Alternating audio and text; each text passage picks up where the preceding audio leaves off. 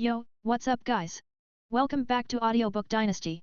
If you want early access and even more parts for free, make sure to join me on Patreon. Kiba's POV. Razor Phoenix, retired. Rias Gremory's team wins. Graphia's voice rings out. Everyone on the field, Gremory and Phoenix servants alike, witnesses the moment. Issei-kun defeats Razor.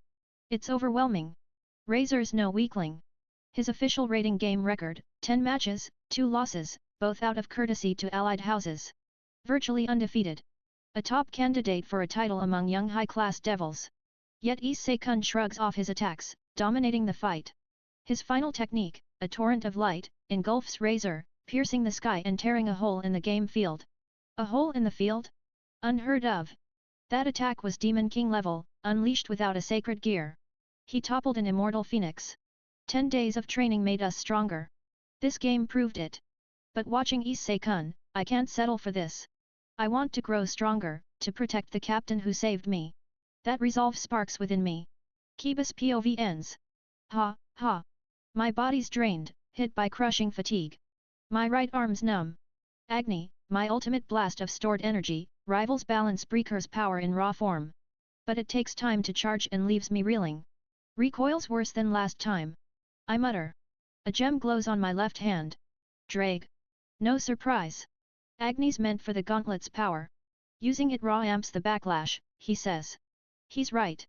The gauntlet's doubling effect reduces strain. I skipped it for a reason. Even for Rias Gremory, you pushed too hard, Drag scolds. It's fine. The numbness'll fade soon. Just, don't tell the captain or the others. No need to worry them. Got it. I won't be that tactless, Drag assures. Time to head back to the captain. Captain, you okay? I rush to her on the old schoolhouse roof.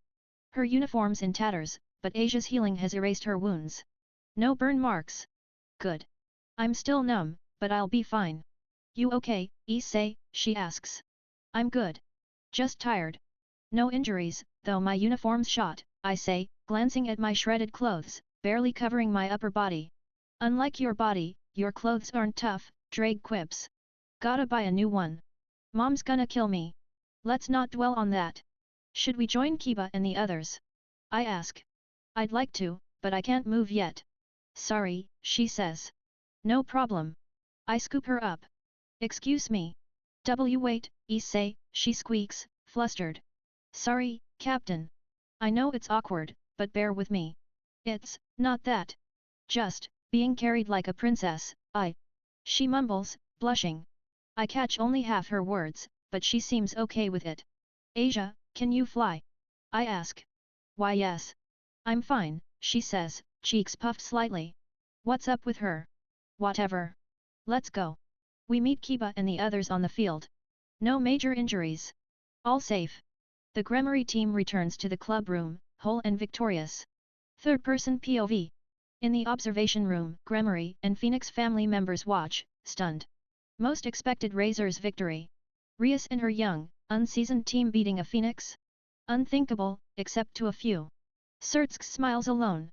He never doubted Issei's win, though even he didn't expect this level of power. Remarkable, Lord Gremory says. Indeed. I'd heard of him, but this. Lord Phoenix adds. They're Rias and Razor's fathers. Surtsk's, his name. Lord Gremory asks. Issei Hyoudou, father. Something wrong? I don't think he used the Red Dragon Emperor's sacred gear. Surtsk nods, understanding. He didn't use it at all. Lord Phoenix frowns. Why not? It would have made beating Razor easier. Lord Gremory agrees. With the gear, Issei wouldn't be so exhausted. So why avoid it? If he'd used the Red Dragon Emperor's power, what would nobles say? Surtsk asks. They pause. Likely, Rias Gremory forced her engagement's end with a legendary dragon, Lord Phoenix ventures. Exactly. I suspect Issei fought this way for Rias's future, to shield her from noble gossip, Surtsk explains. Both lords are floored. Issei battled not just for the engagement but for Rias's reputation. After a moment, Lord Gremory turns to Lord Phoenix. My apologies for how this marriage turned out. If I may be so bold. No need, Lord Gremory. It's a shame, but this was a lesson for my son. Phoenixes aren't invincible. That alone made this worthwhile, Lord Phoenix replies. Your daughter has a fine servant, he adds. I never imagined she'd recruit the Red Dragon Emperor, Lord Gremory muses. Next, perhaps. The White Dragon, Vanishing Dragon. Red and White meeting isn't far off, Lord Phoenix finishes. Third person POV ends. Back at the club room, I shower and relax. First time using the club's shower. Akeno-san magically fixes my shredded uniform. No scolding from mom. Phew. Kiba, Akeno-san, Konako-chan, and Asia head home. Konako-chan's escorting Asia, so she's safe. It's just me and the captain now. I'm sprawled on the sofa, exhausted from Agni. She's showering, now able to move. Normally, I'd be hyped about her nearby, but I'm too drained for that. I'll enjoy her in my head instead. Time to head home. Miu's probably worried, despite my text. The captain emerges, wrapped in a towel. Wow, her figure's unreal. Issei, you sure you're okay? She asks, concerned. You look wiped out. Just a bit heavy. I'll recover soon, I assure her. Good, she says, smiling, sitting beside me. She seems nervous. Captain, something up. I was so glad when you saved me from Razor. It's my job. I promised to protect you. I know. Can you close your eyes? I have something for you. Huh? Sure. What's this about? I close my eyes. Something soft touches my lips. Opening them, I see the captain, arms around my neck, kissing me. A kiss. Her kiss. After a minute, she pulls back. I'm frozen. I kissed the captain. My first kiss, she says. A thank you for today. What? You're okay giving it to me. I stammer. Of course. You earned it, she says, blushing, then hugs me. Thank you, Issei. Her usual voice, tension gone. She's smiling again. Good. I'm moving into your house, the captain says after changing. Say that again, please, I ask, stunned. I'm moving into your house. Why? To bond with my servant and train with you. Two birds, one stone. You don't need to live with me to train. She looks up at me, eyes shimmering, fidgeting. You don't want to live with me. Zing. My heart's pierced. That look from the Academy's idol? Devastating. Don't give me those puppy eyes. I plead. Fine, I'll ask my parents. I call mom. She says yes instantly. Apparently, they cleared a room during a big clean while we were gone. What was in there? I blurt. So, the captain can move in. What a convenient twist. All right, Issei. Starting tomorrow, I'm in your care, she says with a wink. This is wild. My life's about to get lively. Yo, it's Issei. I'm in a bind, unsure what to do. Why? A sultry moan escapes as Rias, the captain, sleeps beside me. Naked. Since the Razor incident, she's been living at my house, part of our daily life. Right now, she's using me as a body pillow, her bare chest pressed against me, my arm trapped between her thighs. What do I do? First, I burn this into my brain. Gotta memorize every detail. 15 minutes until training, but I want to stay like this. Who wouldn't savor this moment? Her eyes flutter open. Oh, Issei. You're awake. Yeah. Captain, why are you in my bed? Sorry. I wanted to use you as a pillow. You were asleep, so I slipped in. Was that bad? She asks. And no. Sleeping with you is awesome. I blurt. Good, she says, hugging me tighter. Whoa. Her chest. Her thighs. She whispers in my ear, isn't staying like this until we have to get up nice? Maybe a little naughty servant bonding. That whisper. Since Razor, she's been boulder walking beside me to school, joining me at lunch. I love it, but it makes Matsuda and Motohama try to jump me. Captain. I'm a guy, you know. Feeling frisky, she teases, cheeks faintly red. It's fine. I'd do anything for you, Issei. My thoughts dive into pink territory when. Issei-san, are you up? It's time for morning training. Asia's voice calls. Since Razor, Asia's joined training to strengthen herself. The captain and Asia focus on stamina, so we run together mornings. She's here to wake us. Wait, this scene is bad if she sees. Issei-san? Still asleep? The captain's not up either. Asia says. I'm up. Wait downstairs. I shout. Since the captain moved in, Asia's been acting competitive toward her. Not sure why, but the captain plays along. They're usually close, though. Wait a bit, Asia. Issei and I need to get ready, the captain calls. Captain, why? Bang. The door flies open. Asia sees us, tears welling, cheeks puffed. The captain presses closer to me. Captain? Good morning, Asia, she says. Oh no. Asia's trembling. This feels familiar. I'll get naked too. I won't be left out. Asia cries. Another lively day. Thanks for breakfast, I say, eating after training. Ai-chan, you look exhausted. Something happen. Miu peers at me. Miu, you didn't hear the chaos next door? Better than her seeing it, though. I'm fine. You look sleepy, though. Hehe, I stayed up reading manga. She admits. Been there. Did that a lot in middle school. Don't overdo it. Lack of sleep's bad for your skin. I'll be careful next time. What did you read? Your Dragon Sobel collection. It was awesome. My fault? She read all 50 volumes? This is delicious. Ria-san, you're a great cook. Even Japanese dishes, Miu says. Thank you. Living in Japan so long, I've learned all sorts of chores, the captain replies. She made some of breakfast after training. It's amazing. Seriously tasty, Captain, I add. Thanks, Issei. Asia's pouting again. When Asia-chan and Ria-san wanted to live here, I was shocked, but their help with meals and chores is a lifesaver, Mom says. It's only natural, Mother, the captain says. Asia-chan's cleaning and laundry help so much too, Mom adds. It's the least I can do, Asia says, blushing, thrilled by the praise. Her mood's fixed. Nice one, Mom. While I train with Tia, the captain, and Asia handle chores, easing Mom's load. Oh, Mother, can I have the club members over after school, the captain asks. Of course. News to me. Miu and Asia look surprised too. Why here, Captain? I ask. The old schoolhouse is getting its annual deep clean, so no meeting there. Got it. Occult research club and devil business at my place. Club at home sounds fun. Asia beams. I'll prep tea and snacks. Miu adds. They're pumped. Please do, the captain says. After school, the club gathers in my room. We handle occult research club business first, deciding to investigate Kappas next. Miu's hyped. Now, devil business.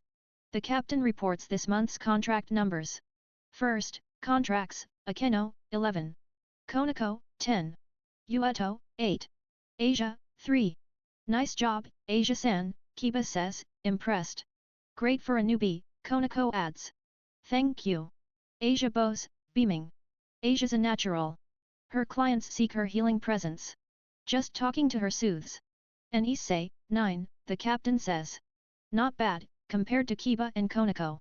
Wait, why's everyone staring? What? Something weird? I ask. Well. Kiba trails off. Expected something crazier, Konako says. That's the reaction. Knowing your over-the-top nature, we thought your numbers would be wild, Kiba explains. Everyone nods. You thought that? Sorry for our disappointing. Not my fault. It's early in your contract days. 9's solid. Keep it up, Issei, the captain says. Hell yeah. I'll rack up more and aim for high-class devil. I vow. With your strength, you'll get there fast. You already surpass high-class devils. Why not aim for Demon King? A hero turned Demon King's ironic, though, Drake teases. Demon King? Nah, not my style. The doors knocked, then opened. Here's tea and snacks, Mom says, entering with Miu.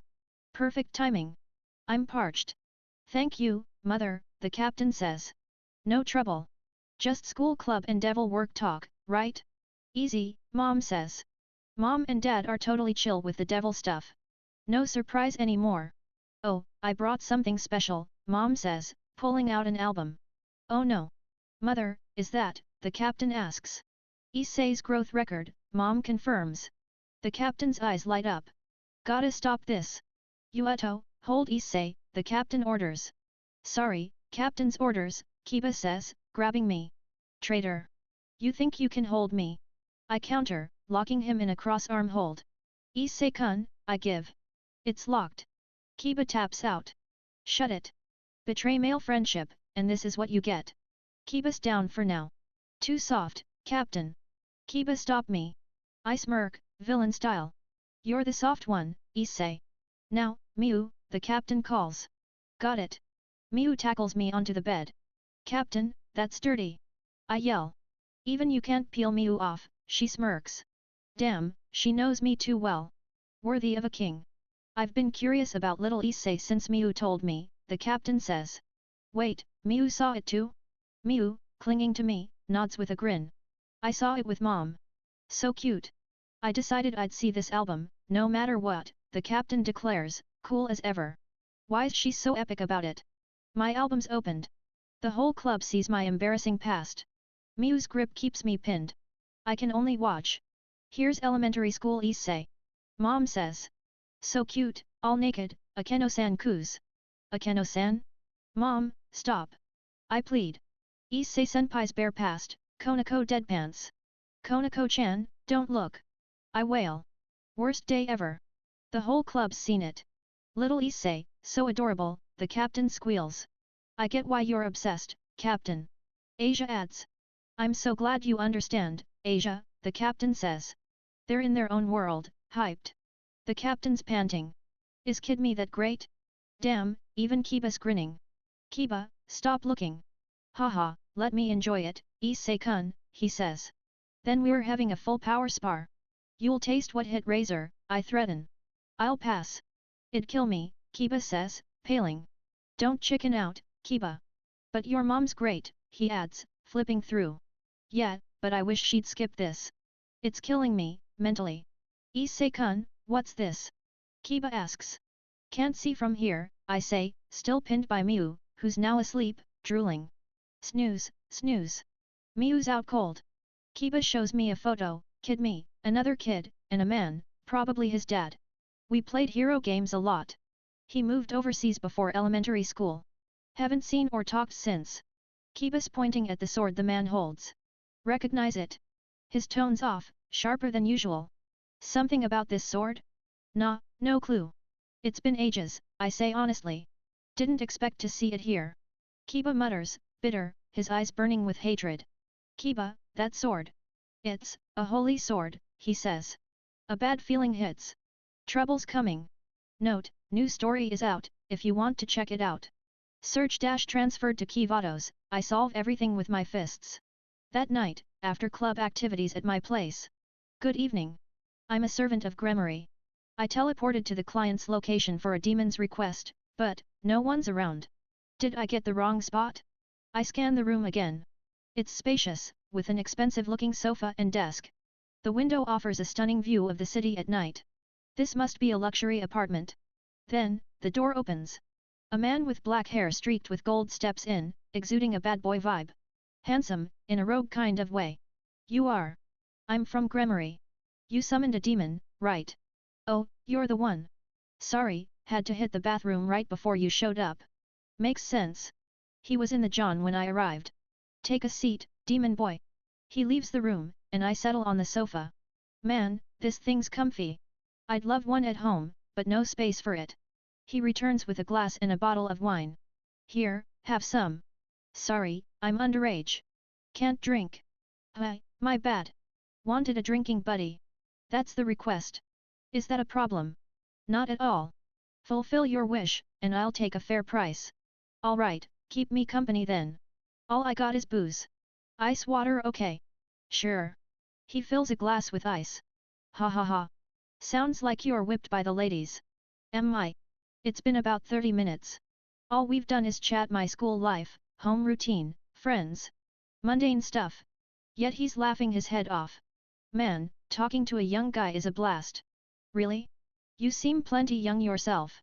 Flattering, but I'm older than I look. Oh, look at the time. Let's wrap this up. He glances at his watch. Already? Yeah, had my fun. So, what's the price? Your soul or something? Whoa, dark much. Souls were a thing back in the day, but not anymore. Nah, no souls for a drinking buddy. Pretty chill for a demon. My master's all about fair deals. Then how about that? He points to a large painting on the wall. Looks pricey. It's no replica. Medieval piece. Got it by chance, but I'm not into art. You sure? It's valuable. Only thing I've got. Unless you want my soul. No, no, the painting's fine. The deal's sealed. I get the painting, and he says he'll call me again. Seems a bit shady, but I'll deal with that later. As I prepare to leave, a message from the club president comes in. A stray demons appeared. I'm here. Faster than expected. Sorry for the sudden call. I drop the painting at the club room and meet the president at an abandoned factory on the town's outskirts. No worries. The stray's in there. I sense a demonic presence and the stench of blood. The Archduke ordered us to take it down tonight. It's that dangerous. With Issei here, we'll manage, but this is training. Everyone's in. Asia, stay back. Akeno and I will guard outside. Issei, Konako, and Hyoudou, lure it out. Got it, President. Understood. Hyoudou doesn't respond. He's not even listening. Hyoudou. Huh? Oh, right. Got it. He answers only after the president calls him.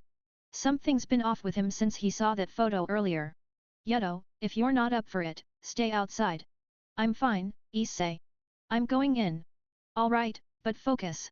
Even a weaker foe can kill if you slip up. I know. He falls silent. I'm worried, but there's no time to talk. Let's move, Hyoudou, Konako. Yes. Yet. We storm the factory. The blood stench hits hard. How many has this stray killed? There it is, a delicate, almost beautiful girl. But. Kuoh. It's a monster, completely unhinged. No wonder it's dangerous. First strike wins. Konako attacks but misses. It's fast, dodging her follow UPS with ease. Hyodou's our best bet for speed, but he's just standing there, gripping his sword, unfocused. This isn't just a lapse, it's bad. Hyoudou. Snap out of it. My shout startles him. He swings at the stray, but his attacks are weak, easily blocked. Konako tries to cover, but their team works off. Guess I've got no choice. Usually, I support the team for their training, but this calls for me to step up. Konako, Hyoudou, back off. They clear the way. I channel my energy, landing a brutal punch to the stray's gut, blood splattering everywhere. Game over. I fire an energy blast at point-blank range, obliterating it. I meant to lure it out, but with its strength and our state, someone could have gotten hurt. Ugh, my uniform's soaked in blood. Akeno's gonna have to fix it again. Konako gives me a sympathetic, "Don't worry." Thanks, Akeno. No trouble at all. Outside, Akeno cleans the blood off my uniform. I owe her one. Then. Slap. A sharp sound echoes. The president smacks Hyodou's cheek. Get it together. Issei saved us, but one mistake could have been deadly. Sorry, President. You're right. Without Issei, I'd have been useless. I'm off today. Excuse me. Hyoudou. He walks off, looking indifferent. That's not the Hyoudou I know. He'd never talk to the president like that. I grab her shoulder as she tries to stop him. Issei. It's no use talking to him now. Right, Hyoudou. He looks down, silent. Revenge. How'd you know? Just a guess. You're right. I live for revenge, to destroy the holy sword Excalibur. Excalibur. Even I, with my limited knowledge of this world, know that name. Listen, Hyoudou. Obsessing over revenge blinds you to what matters. Look around. What's that mean? Just what I said. You'll get it someday. I hope he realizes soon what's truly important. He leaves without another word. The Holy Sword Project. The president nods. Yes, Hyodou's a survivor of it. Back home, Asia and I ask about Hyoudou and the Holy Sword. The president explains the Holy Sword Project, a plan to artificially train people to wield holy swords. Asia's hearing this for the first time. Makes sense, saints like her wouldn't know about secret projects. Holy swords are lethal to demons. One cut can erase us. But wielders are rare, maybe one every few decades. Hence the project. It's a big deal for the church. Success means more weapons against demons. Hyoudou was trained to wield Excalibur. So he can use it. She shakes her head. No. He couldn't adapt. None of the trainees could. The project failed. Even Hyoudou, a master of demonic swords, couldn't handle it. She continues, when the church realized they failed, they labeled the trainees defective and disposed of them. Disposed? A sickening word. That's awful. Asia's eyes tear up, hand over her mouth. The president narrows her eyes, clearly upset. Hyoudou barely survived. When I found him, he was near death but swore revenge. His talent was warped by the holy sword. I wanted him to live as a demon, free from that obsession. But he can't let it go. I get it. I lost a friend in another world and was consumed by revenge. But Alice, my master, Drake, and others helped me move on. I want Hyoudou to see he has us. For now, we'll watch him. He's too fixated on the sword. I agree. Oh, I forgot to show her the photo. President, Hyoudou saw this and remembered the sword. I hand her the picture. She frowns. He said it's a holy sword. Not as strong as Excalibur, but definitely a holy sword. So it was one, right under our noses. Partner, you were just a human before this world. No wonder you didn't know. Yeah, guess I need to study holy swords and myths. The man in the photo is a holy sword user. I heard my predecessor was destroyed, but this explains it. She trails off, lost in thought. After a moment, she snaps back. No use dwelling on it now. It's late. Let's sleep. She starts undressing. President? Why are you stripping? I can't sleep clothed. Not that. Why in my room? To sleep with you, obviously. What? Sleep with me? Then I'll sleep with Issei too. Asia starts stripping. Don't compete. The door opens. You're back, big brother. Miu, in pajamas. Miu? Weren't you asleep? Was. Went to the bathroom and heard you. Oh, normal reason. Wait, no. How do I explain two girls in their underwear in my room? Rias, Asia, what's going on? Please, answer well. I'm sleeping with Issei. Me too. Too honest. M. Spielberg. Miu trembles. Miu. You're hugging him. I'm sleeping with you too. She starts undressing. Why you two? They're naked, so why not? You don't have to. That night, I slept with 3 naked girls. The bed was so cramped, I was sandwiched between them, too excited to sleep. After a day of classes and club activities, with no demon work, Miu, Asia and I head home. Usually, the president joins us, but she's busy with the student council today. Is Kiba okay? Asia asks. I heard from a classmate that Kiba was spaced out all day, not responding even when called. Even the teacher was worried. He's got his issues. Let's give him space, I say. Can't we do something? Miu asks. I'd already told Miu about Kiba. Well, more like she sensed something was up and grilled me. She's sharp. She's been worried about him since. Sorry, all we can do is watch over him. Talking now might backfire. I see. Miu says, dejected. Don't worry. He'll come back. Trust our friend. Kiba, making Miu this worried. You're in for it when you're back.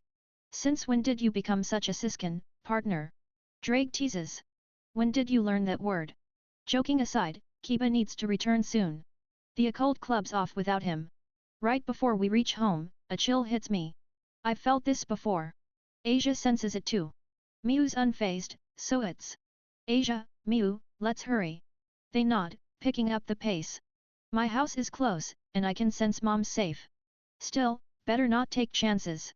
At the front door, 2 women in robes with crosses around their necks are chatting with Mom. Mom, what's going on? Oh, Issei. Welcome back, all 3 of you. I got caught up talking with old friends. Old friends? I glance at the women. One has chestnut hair, the other blue with green streaks. Both stunning. And they radiate a holy aura. Exorcists? Good evening, Issei Hyoudou, the chestnut-haired woman says. She knows me? Who is she? Don't remember? It's me. She points to herself. I rack my brain. No way I'd forget someone this beautiful. Mom returns with a photo, the one with the holy sword. She points to a boy in it. This is Irina Hyoudou. She was tomboyish back then, but now she's a proper lady. Surprised me too. What? No way.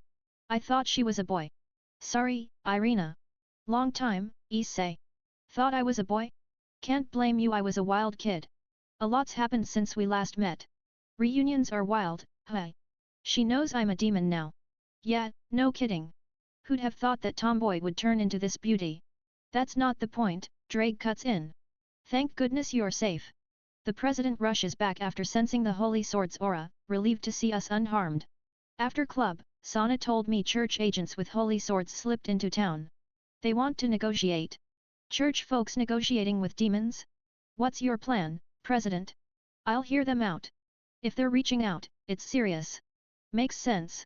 Better to listen than let them act recklessly. But holy swords now? Worst timing. When's the meeting? Tomorrow after school. That's fast. Can Kiba stay calm around holy swords? Honestly, I doubt it. If he snaps, He might attack Irina and her partner. I'll step in if needed. The next day, after school, everyone but Miu gathers in the club room. Miu went home since things might get heated. The president faces Irina and the green-streaked woman, while we stand behind her. Kiba leans against the wall, glaring at them. Thank you for agreeing to meet. I'm Zenovia. Irina Hyoudou. I'm Rias Gremory, heir of the Gremory clan. Why would church agents, who despise demons, want to talk? Must be important. To the point, Excalibur swords, owned by the church, were stolen by fallen angels, Zenovia says. What? We gasp. The president told us Excalibur was shattered into 7 pieces after the ancient war. One was lost, but the rest were secured. The church's 3 factions each held 2 swords. 3 were stolen. I have Excalibur Destruction, Zenovia points to a wrapped great sword, and Irina has Excalibur Mimic, she gestures to a cord on Irina's arm. Half the swords stolen? Either the church slipped up, or someone betrayed them. We came here because the fallen angel who stole them is hiding in this town. We're here to retrieve or destroy them, Zenovia says. I'd rather destroy them than let fallen angels keep them, Irina adds. Who's the thief? The president asks. It's bold to steal from the church. I'm curious. Cockabile, a leader of Grigori, Zenovia replies. Everyone but me gasps. Who's Cockabile? Sounds familiar. Grigori is the fallen angels' core organization. Cockabile's a high-ranking survivor of the Great War, named in the Bible. His power surpasses top-tier demons, Drake explains. That's a big deal. What do you want from us? The president asks.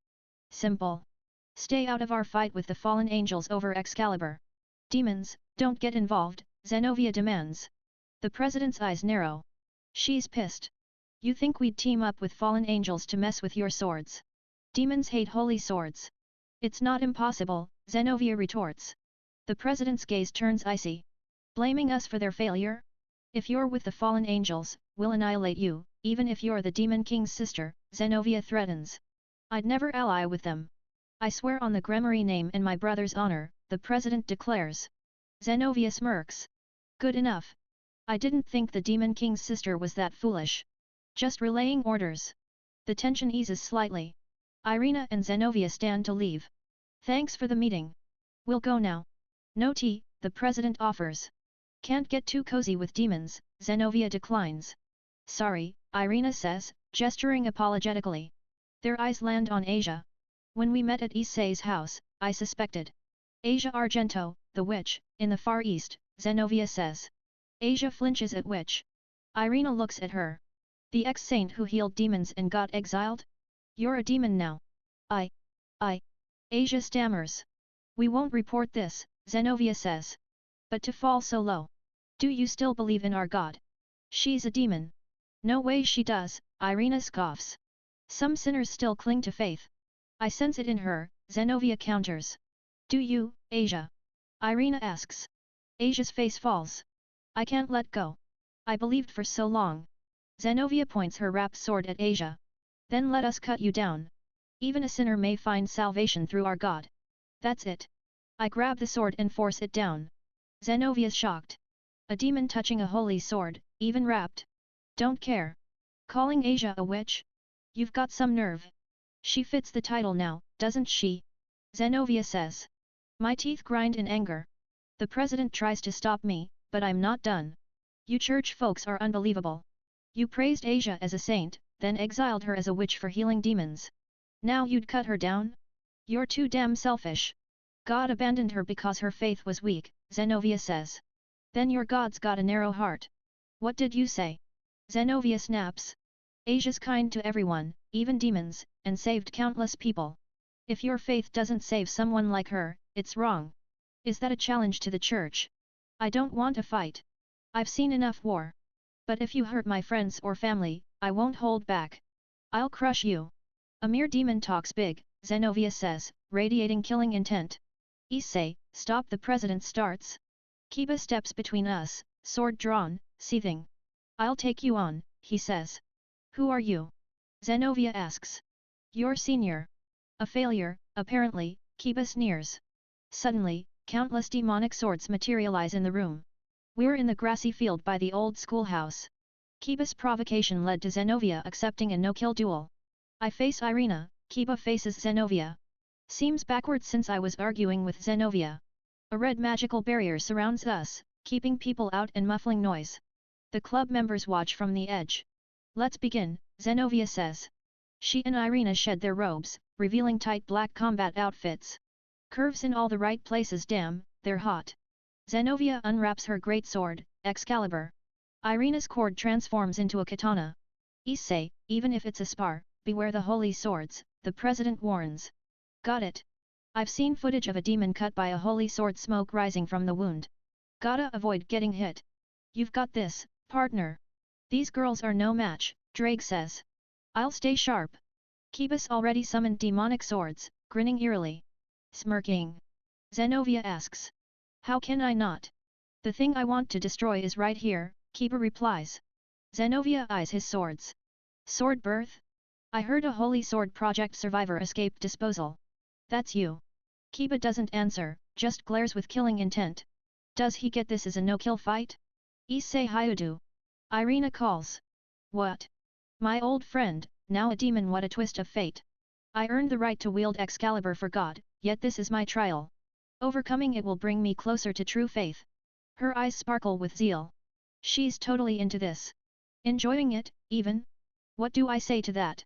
Good luck, partner, Drake says. Thanks a lot, Drake. Here I come, Issei.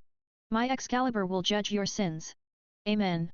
Irina slashes at me, wind whistling. She's serious. This is how you greet a childhood friend? Well, I didn't remember her, so fair enough. Time to end this quick. The holy sword's aura stings. I dodge Irina's charge with minimal movement, grab her wrist, and knock the sword from her hand. She gasps as I sweep her legs, pinning her to the ground. Match over. No way. Irina's stunned. She didn't expect to lose so fast. Charging a stronger opponent head-on's a bad move, Irina. Learn to read your enemy. I pat her head and return to the president. Done. What's with everyone? They're all gaping, except Asia. Too clean a win, the president says. Impressive, Issei, Akeno adds.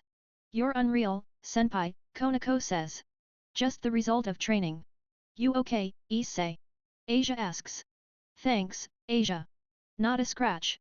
She's so kind. I want to ask the church why they exiled someone like her. My fight's done. Now it's Kiba and Zenovia. Didn't expect Irina to go down so easily.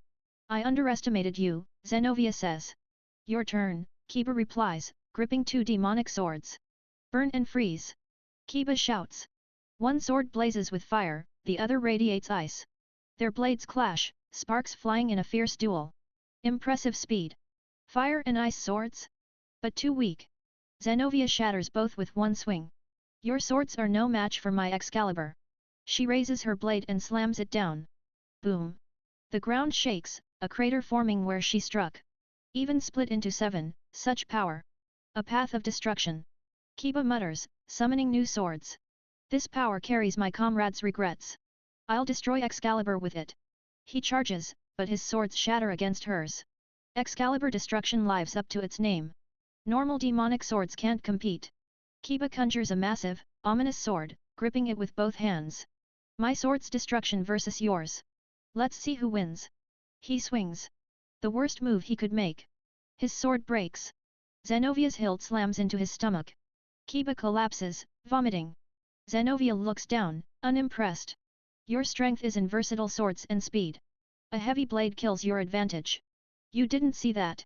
She read him perfectly. Kiba tries to stand but can't. Zenovia approaches me. Issei, your strength surprised me. I'd love to spar, but we're busy. Another time. Rias Gremory, keep our agreement. Understood, the president replies. Zenovia and Irina leave. See you, Issei. Next time, I'll win. Irina pouts. Still competitive as ever. And so, they depart. Feels good, Konako-chan. Konako's massaging my shoulders. With all the recent stress, it's heavenly. Never thanked you for training me, Issei-senpai. Ask anytime, I'll do it. Konako's being so sweet. Usually, it's just her sharp retorts or flying debris. I'm touched. By the way, you were ogling those two when they took off their robes. Ugh, busted. As expected of Konako-sama, always watching me. I glance at Asia. You okay? Zenovia was harsh to her. I'm worried. I'm fine. You protected me, Issei-san. Good. She smiles, and I relax. But I was so worried you'd get erased. Sorry for scaring you, Asia. It's okay. As long as you're safe. Her smile's blinding. Guess I worried her instead. Wait, Hyoudou, the president's voice rings out. She's furious, trying to stop Kiba as he walks away. You're my precious knight. I won't let you become a stray. I'm grateful you saved me, President, but my comrades helped me escape. I have to avenge them. Hyoudou. She grabs his arm. I stand and intervene. Let him go, President. Issei? What are you saying? She's understandably upset. I calm her down. Kiba's mind is consumed by revenge. He won't listen now. Issei. I turn to Kiba. Remember what I said? Think hard about what really matters. Then come back. We'll be waiting. He leaves the club room silently. I can't just do nothing.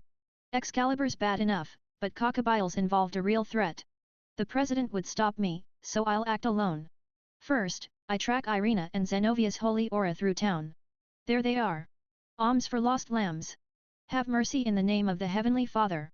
Two girls in white robes pray on the street, drawing odd looks from passers-by. Found them, but I don't want to approach. I'll look like a weirdo too. What are they even doing? What about Excalibur? This is Japan's reality? No one helps. I hate faithless countries, Zenovia grumbles. Don't complain, Zenovia. We're broke and have to do this. We can't even eat. Irina says. It's your fault for buying that scam painting. Zenovia points to a poorly drawn picture of some guy. What? The exhibit guy said it depicts a holy figure. Irina protests. Why is she my partner? Lord, is this a trial? Zenovia sighs. You're such a downer. Shut up. We need food, or we can't reclaim Excalibur. They sigh in unison, stomachs growling loud enough for me to hear. They collapse. Not the fierce girls I fought yesterday. I don't want to see two girls collapse on the street. Not God's hand, but a demon's will do. 20 minutes later, I'm regretting this. Delicious. Japanese food is amazing. Zenovia exclaims. Family restaurant menus are my soul food. Irina adds. They devour plate after plate at the diner. Over 10 dishes stack up, and the waiter brings more. Where do their slim bodies store it all? Why are you crying, Issei? Irina asks. My wallet. I mumble. Their meals draining me dry. Dear biblical God, teach these two restraint before faith. Sorry, can you get the jumbo parfait next? Zenovia asks. Still eating?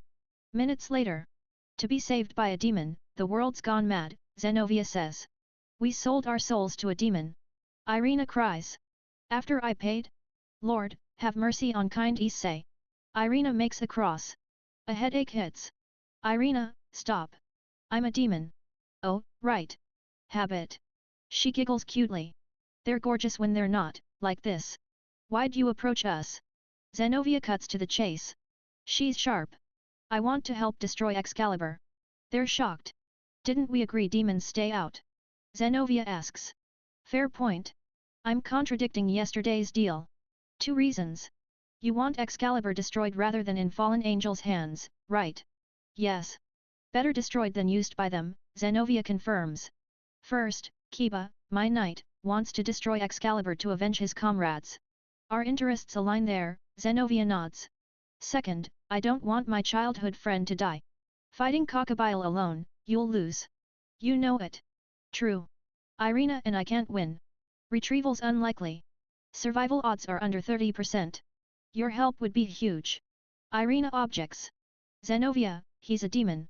Time for my trump card. If a demon's no good, how about a dragon? What? Zenovia reacts. I'm the Red Dragon Emperor. They're floored.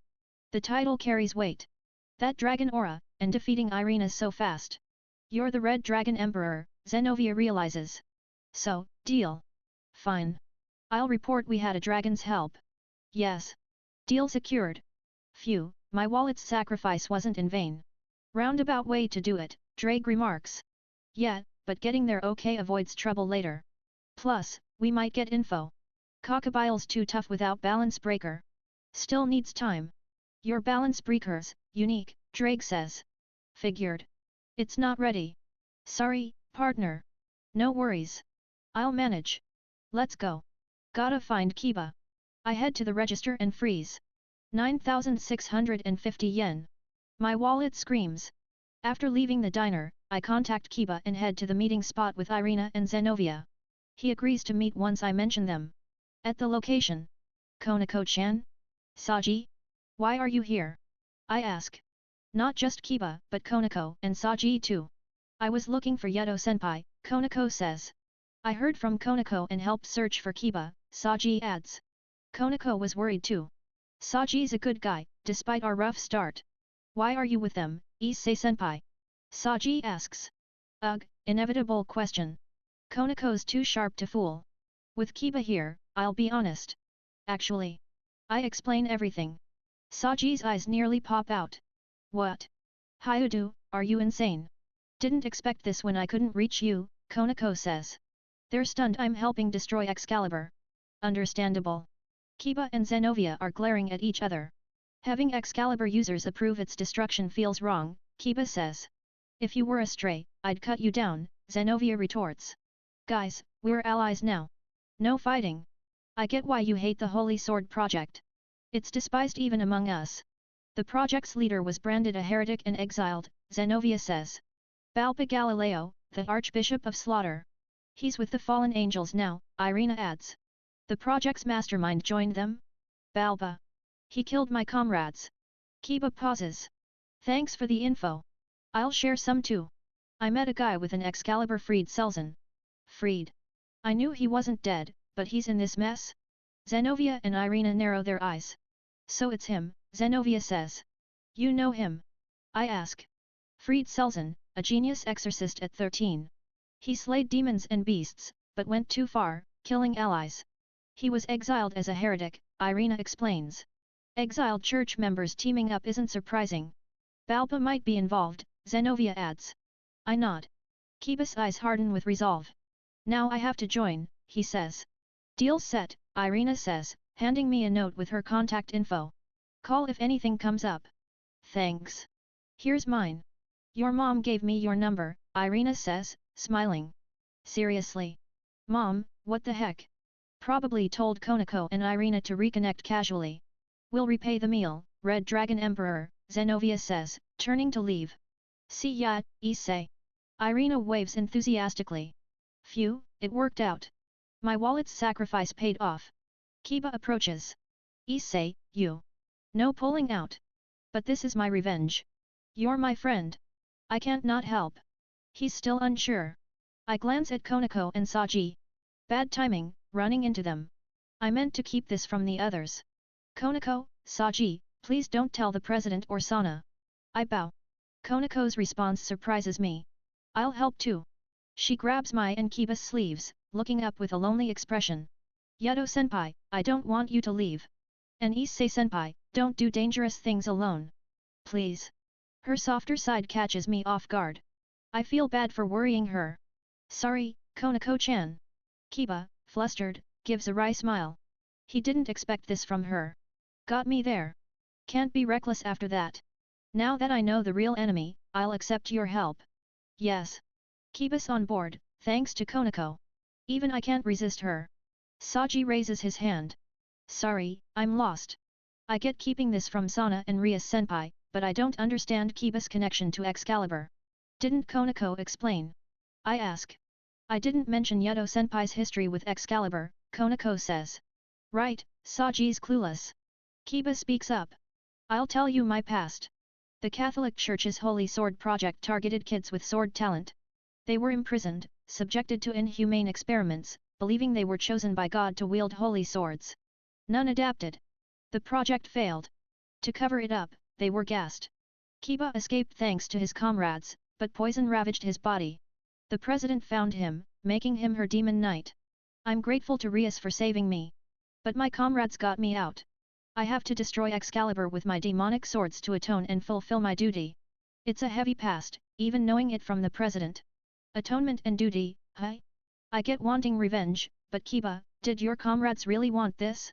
Saji's bawling beside me, snot dripping. Kiba. What a cruel world. I get why you hate Excalibur, he sobs, grabbing Kiba's hand. Wipe your face, man. Kiba's confused. I'll help you. Sana's punishment scares me, but I'll take it. Saji declares, grabbing my hand. Hyoudou, you're amazing. Risking it all for a friend? You're the real deal. You're the one crying for someone else. That's rare. You're a good guy, Saji.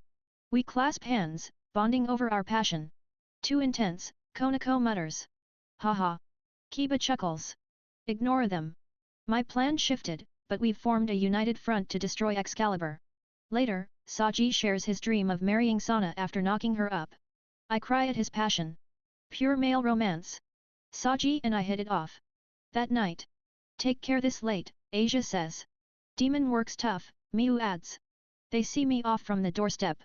Just meeting a client's request. I'm heading to meet Irina and Zenovia but told Asia and Miu it's demon business. Lying feels bad, but it keeps them out of danger. Alright, I'm off.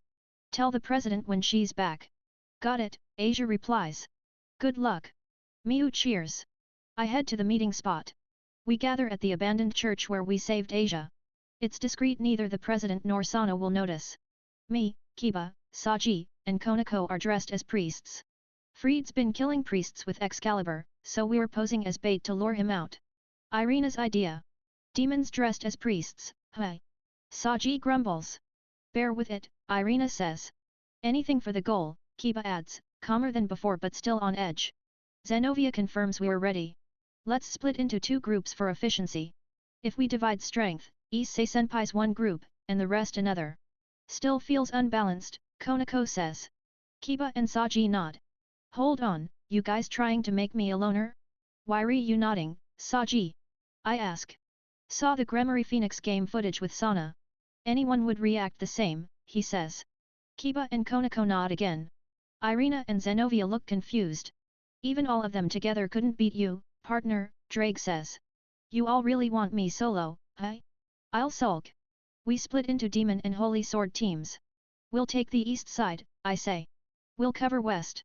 Call Irina if anything happens, Zenovia replies. Got it. As we part, Zenovia stops me. What's up? You helped us, so here's some info, the white dragon's awake. Be careful, Issei Hyoudou. Everyone but me shudders. The white dragon, vanishing dragon, Drake's rival and mine by fate. Thanks, Zenovia. I'll watch out. For now, Kiba's my focus. I head into town. Minutes into our search. No sign of him, I say. He's probably lying low, Kiba replies. Freed's not dumb enough to roam with a holy sword. I stop, sensing something. What's wrong, Issei senpai? Konako asks. Freed's ahead. His aura is mixed with the holy swords, but it's him. You can tell that. Saji asks. Training. You could too, Saji. Really? I was talentless once but learned through hellish training. Saji could too with the same grind. Let's go. They nod, and we follow the aura to where we fought the stray demon Bazar. A priest's mutilated corpse lies there. Saji covers his mouth, shaken. You okay? I ask. Yeah. I'm fine now. A chill hits me, the same holy sword aura from Irina and Zenovia. Above. Saji shouts. A white-haired priest with a glowing longsword descends. Blessings to the priests. Freed taunts. Kiba summons a demonic sword, parrying and repelling Freed, who flips onto a rooftop. Was gonna chop some priests, but demons in costume. Freed sneers. Same annoying tone. Well, if it isn't Issei-kun. Missed yet? You know him? Saji asks. Yeah, wished I didn't. Don't be cold. Been itching to pay you back with Excalibur rapidly. Freed brandishes his sword. This guy never learns. Time to end him for good? Sorry to interrupt your fun, but I'm not your opponent. Hi. Freed's dumbstruck as Kiba zooms past me, sword ready. I'm your opponent. Stay out of this, side character. Their swords clash, sparks flying. Freed matches Kiba's speed, maybe the sword's power? Kiba's knightly advantage is gone, the holy sword outclasses his. Isn't Kiba in trouble? Shouldn't you help? You'd win easily, Saji says. He's right, but I shake my head. This is Kiba's revenge. If I step in, he won't accept it. I'll jump in if it gets bad. Besides, we've got company. A dozen stray priests in black emerge. Let's clean this up. As I step forward, Saji and Konako stop me. No way you're hogging the spotlight. I used 4 pawn pieces too, you know, Saji says. A lizard-like mark appears on his hand. I've got a sacred gear 2 absorption line. Connects to enemies and drains their power. Nice. Saji's got a dragon-type gear. It's one of Vritra's, the prison dragon, one of the 5 dragon kings, Drake explains. More than one, huh? Yeah, I'll explain later. Right, focus now. Issei-senpai, watch Hyoudou-senpai, Konako says. She and Saji charge the stray priests. Guess I'm on support. I summon my gauntlet, charging power for transfer if needed. Gotta use Drake's power, or he'll sulk. Who's sulking? I am bored, though, Drake grumbles. Get sliced already, you damn demon. Fried yells, struggling. Kiba's surprisingly calm, using my training to keep up despite the sword gap. He might win on skill alone. Saji and Konako don't need me either. Then. You're struggling, Fried, a voice says. An older man appears. Sword birth in the Red Dragon Emperor's gauntlet. Troublesome pair. What are you doing here, old man Balba? Fried snaps. You're Balba Galileo. Kiba reacts, losing his cool. Bad timing his nemesis. Fried, infuse the factor into the sword. It'll amplify its power, Balba says. Got it. Flow, factor. Fried chants. The sword's aura surges. Time to slice you up, demon. He's faster, surpassing Kiba, who blocks but loses his sword. This is bad. As I move to help, someone intercepts Fried's blade. Sorry I'm late, Zenovia says. Got your call. Irina adds. Konako must have contacted them. Fried Selzen and Balba Galileo. In God's name, you're judged. Zenovia declares. Don't say that name, you bitch. Fried snarls. Wait, Fried, Balba stops him. We're at a disadvantage. Let's retreat. TCH, fine. Fried joins Balba, eyeing us. Old man Balba says we're out. Next time, I'll shred you demons. Later. He throws something to the ground, a flashbang. Blinding light erupts. I grab Konako and Saji, pulling them back. Thanks, Issei-senpai, Konako says. Didn't expect a flashbang. Where's Kiba? Saji asks. He, Irina, and Zenovia chased Fried. I'm heading there. As I move, multiple presences appear behind me. This aura. Where do you think you're going, Issei? I turn to see Sana, her vice president, Akeno, and the president. Destroying Excalibur. You guys. The president rubs her forehead, clearly displeased. Konako and I kneel before her, Saji before Sana, getting scolded. Saji, I didn't expect this from you, Sana says coldly. Sana's anger is terrifying, maybe scarier than the president's. Sana, wait. I planned this. Punish me instead, I plead. Even so, Saji chose to join. He'll face consequences, Sana replies. My pleas shot down. But we did drag Saji into this. As I try to argue, Saji stops me. Don't worry, Hyoudou. I knew the risks and joined anyway. I'll take the punishment. Saji, you're a real man. Hyoudou's chasing Balba with Irina and Zenovia, the president asks. Yeah. They should handle Fried, but... I trail off. If you say so, I trust it, she says, then turns to Konako. Konako, why? I don't want Hyoudou-senpai to leave, Konako murmurs. The president sighs. Do you realize the impact of what you've done? Yes. Sorry, President, I say. Sorry, Konako echoes. We knew our actions could shake the demon world. That's why we acted in secret. Whack. Whack. Saji's getting spanked by Sana infused with magic. That's gotta hurt. You need to reflect. 1,000 spanks. Sana declares. 1,000? Brutal. Hyoudou, I'll endure. Saji cries. Hang in there. My butt aches just watching. Issei, Konako, the president calls. She's not spanking us too, is she? I brace myself. She pulls us into a hug. You idiots. Always making me worry. Especially you, Issei, acting alone. No matter how strong you are, don't be reckless. Her gentle tone mirrors Konako's earlier words. I feel guilty. Sorry, President. Now, Issei, show me your butt. What? After that? It's a master's job to discipline her servant. 1,000 spanks. She smiles, gathering red aura in her hand. President?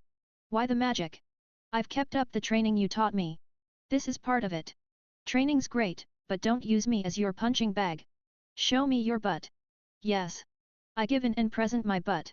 Damn it, Saji's enduring, so I will too. My butt died that day. By the time we get home, it's past 9 p.m. I limp, clutching my sore backside. Hard kikong might have helped, but it still would have hurt. No contact from Kiba. He's probably too consumed by rage over Balba. No fallen angel presence yet, so freed and stray priests should be manageable for him, Irina, and Zenovia. I'm back. I call. Welcome home, the president adds. Asia and Miu peek from the living room, blushing. Welcome back, Issei-san, president. Asia says. You're back. Miu adds. Why are they shy? The president notices too. Come on, show them. Mom's voice rings out. Need a moment. Miu mumbles. Mom pushes them out. They're in aprons, Asia in white, Miu in light blue, with cute frills. But, there's a lot of skin showing. No way. Naked aprons? Asia. Miu. Such glorious scandalous outfits. Kiryu from class taught us this is kitchen formal wear. Men like it. Asia says, red-faced. Didn't know you skip underwear. Miu adds, squirming. I'm getting a nosebleed. Parts are practically see-through. Too erotic. Kiryu, what did you teach my family? They're to be protected. But, thank you. What a sight. Kiryu, you master of perversion. I bow to you. They're cute, right? I approve. Reminds me of my youth with your dad, Mom giggles. Wait, Mom did this too? I'm definitely their son, genes don't lie. I see. They beat me to it, the president mutters, frustrated. What's that about? Fine. If they're doing it, I will too. Mom, get me a naked apron, she declares. Got it, Rias. Mom leads her away. President, don't compete. What do you think? Miu asks. I grip their shoulders, nosebleed flowing. Perfect. You both look amazing. I'm moved. Thank you. I'm recharged HP and MP maxed. Asia, I say. Yes. If the church comes for you, I'll protect you. I'll drive them all away. She's surprised, but I need to say this. I stroke her hair. Not just me, everyone, the president, our friends, will protect you. Don't worry. Asia hugs me. Her naked apron presses against me too much. I don't regret becoming a demon. You, Miu, the president, school friends, Mom, Dad, you're all more important than my faith. I don't want to be alone again. We'll never leave you alone. We're together forever, I say. Miu puts a hand on Asia's shoulder. Big bro always keeps his promises. He's protected me. Trust him. Yes. Asia smiles. Her smile's the best. Miu pokes my nose. But don't be reckless. Cockabille's dangerous, right? She knows? I never told her about Cockabille. How'd you know? Miu flinches. Guh. Did she just say that out loud? I told her about Kiba and the swords, but not Cockabille. That day you told me to go home, I eavesdropped on the club room with magic. Sorry. She bows deeply. I'm floored. No trace of magic that day. Miu's unreal Sirius's daughter for sure. Time to scold her as her brother. But then. Issei. I'm in a naked apron too, the president appears. Her apron's even skimpier, barely covering the essentials. Another nosebleed. So erotic, president. Is that even an apron? Who cares? 3 gorgeous girls in naked aprons, I'm in bliss. Overwhelmed, I faint from blood loss. The night of the naked apron incident, I couldn't sleep. My bed was occupied by Rias, Miu, and Asia, all stark naked. Thanks, Rias. After the apron fiasco, I was too wired to rest. So, here I am in the living room, catching up on recorded anime. Been too busy lately, so this is a perfect breather. It's Saturday night, might as well binge. Sunday's free, right? Later, as I sprawl on the carpet, footsteps echo from the stairs. The living room door creaks open. Miu stands there. Big brother, you're still up, she says, approaching. She's not naked, thank God. But she's wearing my old button-up shirt unbuttoned, barely covering her. First the apron, now this? Miu. That's bold. I stammer, recognizing the shirt I gave her when it stopped fitting me. Kiran taught me, she grins. Kiran, you legend. This is somehow hotter than naked. No, focus, Issei. You were asleep earlier, right? I ask. Yeah, woke up thirsty, she replies, pouring tea and sitting beside me. Can't sleep now. I ask. Nope. Once I'm up, I'm up. Want a game? I suggest, knowing she hasn't seen this anime. Before she answers, a chill hits us. We lock eyes, sensing it a dark presence. We bolt to the yard, staring toward the source. That aura, a fallen angel. Powerful. Cockabile, I mutter. And Kiba's group is nearby. This is bad. We're going, right? Miu asks. Yeah. If it were just freed, they could handle it. But a fallen angel like this? No chance. Miu grabs my hand. I'm coming too. As your brother, I don't want you in danger, but I can't let you face it alone. I want to save Kiba and the others. Ascending the stairs, Rias descends in her uniform. You felt it too, she asks. We're heading out, I reply. Too dangerous, she snaps. We'll escape if it gets bad. Miu's with me, and we can call Tiamat if needed. Rias considers, then nods. Fine. I'll rally Akeno and Sana. Stay in touch. Got it, I say. Miu starts running, but I stop her. Your outfit. She blushes, realizing she's still in the shirt. Right, changing. At the outskirts, a small mountain looms, dark and quiet, perfect for a fight to go unnoticed. We spot Irina, pinned by Freed, her holy sword missing. Kiba and Zenovia are nowhere in sight. Miu, cover me. I charge Freed, who's pressing Irina against a tree. Hands off my childhood friend. I roar, swinging. Freed dodges, my fist cratering the ground. Irina collapses, bloodied, her battle gear shredded. She's breathing, but barely. Kiba and Zenovia. I ask. They escaped. I got caught, she gasps, fainting. Freed smirks. Mind leaving, Issei? I'm about to finish her. Miu's wind bullet interrupts him. Not happening. She rushes to Irina. She's hurt bad. Needs Asia's healing. You got healing magic? I ask, surprised. Yup. I'll stabilize her, Miu says, tending to Irina.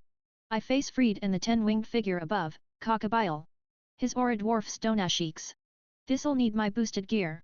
You're Cockabile, I growl, summoning my gauntlet. I am. And you, he sneers. Hyoudou Issei, Rias Gremory's servant. Red Dragon Emperor. Interesting, Cockabile muses. Your dragon aura is nostalgic. Your goons messed with my friend, I say, glaring at Irina. My killing intent shakes the trees, cracking the ground. Impressive, Cockabile smirks. What's your goal here? To wreck Rias's turf and draw out Surtsks, he replies. A war? You know what that means, I snap. Exactly. I want war. Michael sent weaklings, so I'll stir things up here. You're starting a war, for fun. I seethe. Correct. The others grew soft. I'll ignite it myself, he laughs. Miu's aura flares, mirroring my rage. We've lost too much to war, my friend, her father. His casual talk of it is unforgivable. You'll pay for that word, I vow. Stop me at your school, then, Cockabile taunts, vanishing with Freed. They're heading to Kuoh Academy. He's serious about war. Irina. I ask Miu. Stabilized, but deep wounds. Needs Asia, she replies. Calling Rias to send Asia home. We'll meet them after, I say. Irina's stable now, thanks to Asia's healing. The threats remain, the stolen Excalibur, Valper Galilei, Freed, and Cockabile. They won't have their way. Asia, Miu, let's move. I call, heading to the academy. The battle with the fallen angel elite begins. Sana, the school's sealed in a barrier. Damage won't spill out unless it's extreme, Saji reports to Rias. Saji's moving stiffly, probably from that spanking. Everyone except Kiba is gathered before Kuoh Academy. Sana's Citrai clan has encased the school in a massive barrier, but it's just to contain the chaos. Against Cockabile, it's flimsy. This barrier's a stopgap. If Cockabile gets serious, he could level the town, Sana adds. Cockabile's that monstrous. Miu, that magic circle, any ideas? I point to the glowing array in the courtyard, 4 swords floating at its center. Not sure, Miu says, frowning. But it feels bad. That's not good. Drake, how's balance breaker? I ask. 10 minutes. You won't need Tiamat, Drake replies. Good. I want to punch Cockabile myself. Thanks, Sana. We'll handle it, Rias says. Rias, he's a monster, Sana warns. I know. I've sent Akeno to contact my brother, Rias replies. Akeno, what's Surtsk say? He'll arrive in 40 minutes, Akeno answers. I'll keep the barrier up, Sana vows. Hold on, I interrupt. Miu, reinforce the barrier. Got it, Miu nods, casting a spell to strengthen it. Sana's impressed, Rias beams. That's Miu for you. The barrier's set. Let's go. No one dies. We'll keep attending this school. Rias rallies. Yes, President, we shout. Saji, keep that barrier tight. I say, fist bumping him. Miu steps closer. Crush him, big brother. Promise, I grin. She smiles back. No losing now, Drake. Crocodile's biblical. Show him a dragon's power, Drake growls. We march in, facing Crocodile, lounging midair on a chair fallen angel trick, Balper stands by the magic circle. What's with this giant array? I demand. Fusing 4 Excaliburs into one, Balper smirks. How long, Balper? Crocodile asks. 5 minutes, Balper replies. Crocodile eyes Rias. Your red hair's like your brother's sickening. Where's Surtsk's? Sierra fall. We're your opponents. Rias snaps. A flash. The gym explodes, obliterated by Crocodile's massive light spear. Lame, but entertaining, he sneers. Play with my pets first. Crocodile snaps his fingers. Magic circles spawn over 10 three-headed Cerberus hounds, roaring. Those are Cerberus Hell's gatekeepers. Rias shouts, charging with Akeno. I activate boosted gear. Boost. Asia, set up a barrier and heal anyone injured. I order. Got it. Asia replies. A Cerberus lunges at Asia. Your fights with me, mutt. I slam its head, cratering the ground. Next. I shout. Konako mutters, one-shotting Cerberus. Issei's insane. Says the girl who mangled one herself. Her Cerberus is a twisted wreck. She hurls one at me. Why? You called me a loli, she glares. Do you read minds? I yell. Shut up and fight, she snaps, tackling another. A Cerberus breathes fire. That's nothing. I dodge and uppercut its jaw, shattering it. 2 down. Crocodile claps. Impressive, Red Dragon Emperor. Rias's crew isn't bad.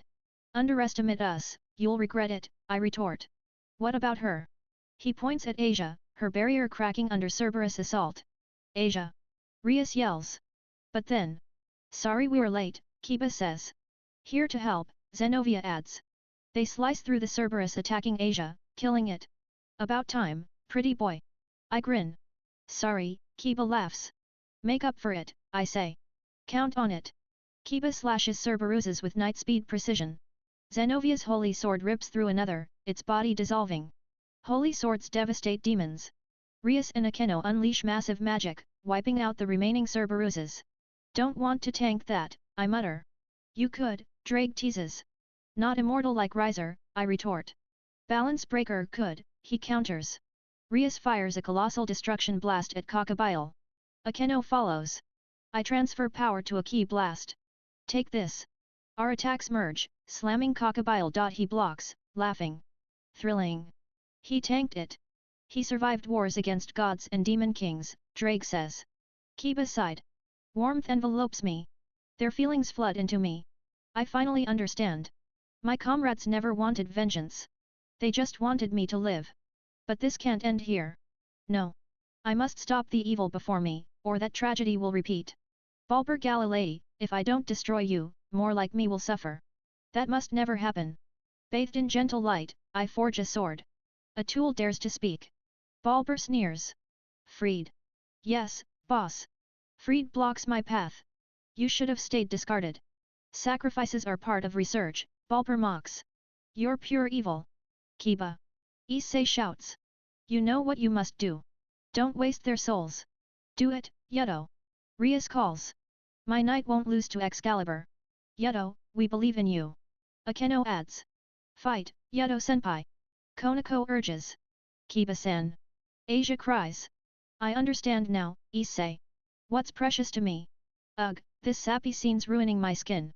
Freed interrupts, raising his sword. Time to slice you up. Freed Selzen, carrying my comrades' souls. I won't let you misuse them. I'll become a sword. Comrades fused with me, let's surpass our unfulfilled wishes. Raising my blade, I shout my resolve. For Rias and my comrades' sword birth. My sacred gear merges with their souls. Holy and demonic forces blend, forming a sword radiating divine light and sinister aura. Sword of Betrayer, wielding holy and demonic power. Face it! Balber gasps. A holy demonic sword? Impossible. Contradictory forces can't coexist. Ignoring him, I advance. Zenovia joins me. Rias Gremari's knight, still allies. I'd like to think so. Then let's destroy that Excalibur. You sure? It's no longer a holy sword, just a monstrosity. Understood. Zenovia stabs her Excalibur into the ground, raising her hand. Peter, Basil, Dionysius, Holy Virgin Mary, hear me. She chants, warping space, and pulls out a sword. By the saints' names, I release Durandal. Durandal? The legendary blade that cuts all. Durandal. Balber and Cockabile exclaim. My research never reached Durandal's level. Balber protests. Unlike Fried or Irina, I'm a natural, Zenovia says. A true holy sword wielder, blessed by God. Durandal's a tyrant, ignoring me, so I sealed it in another dimension, she explains. Its aura surpasses Fried's Excalibur. Enough with this nonsense. Fried screams, firing transparent blades. Zenovia shatters them with one swing.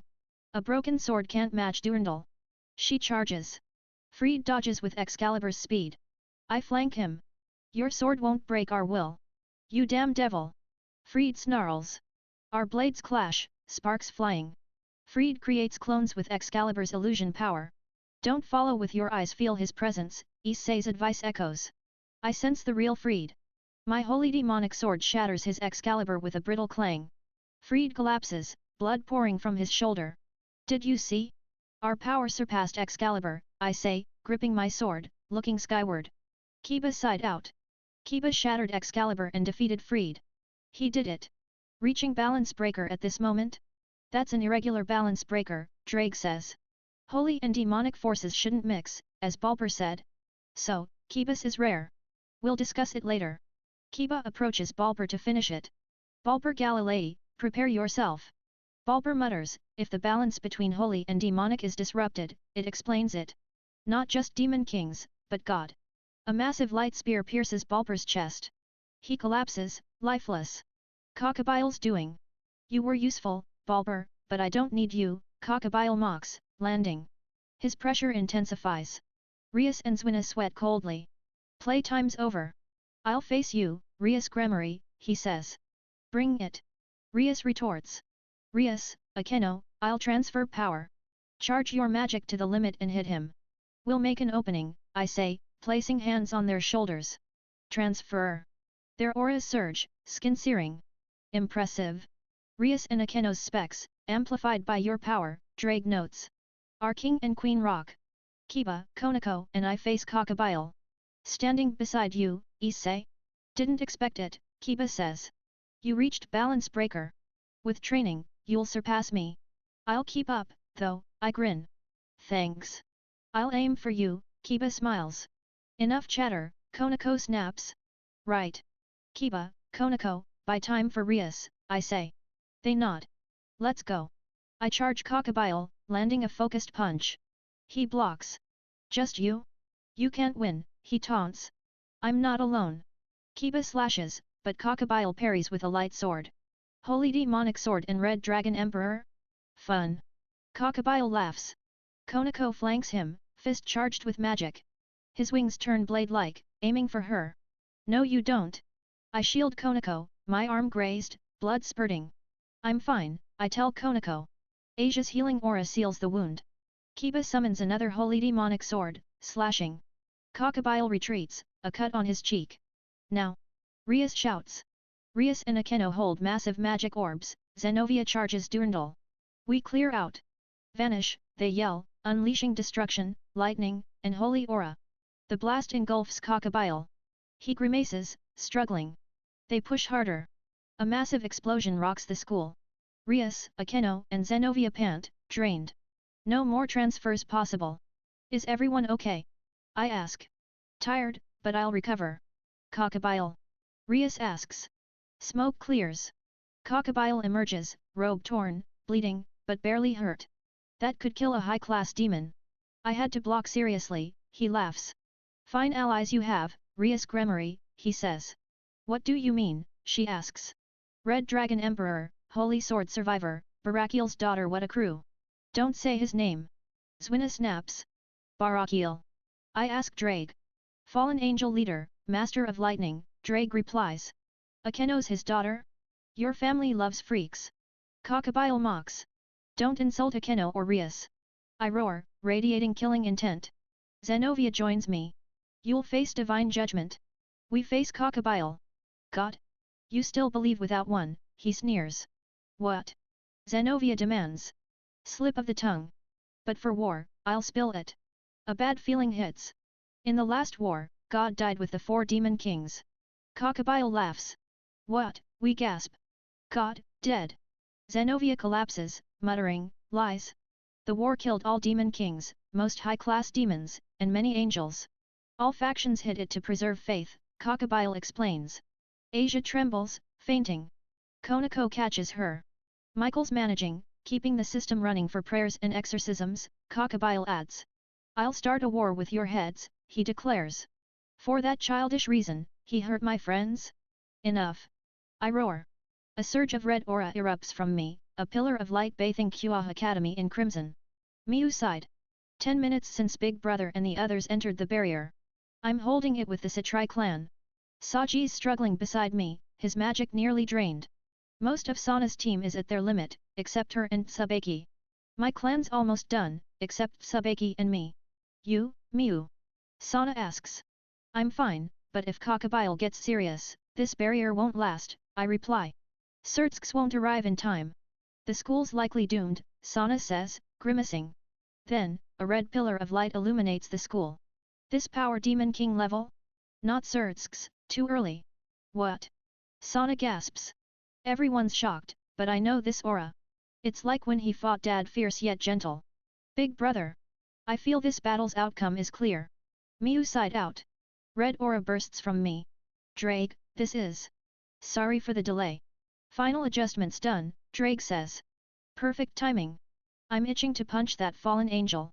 That move's ready, right? Yes, but it's too taxing. Warm up normally first, Drake advises.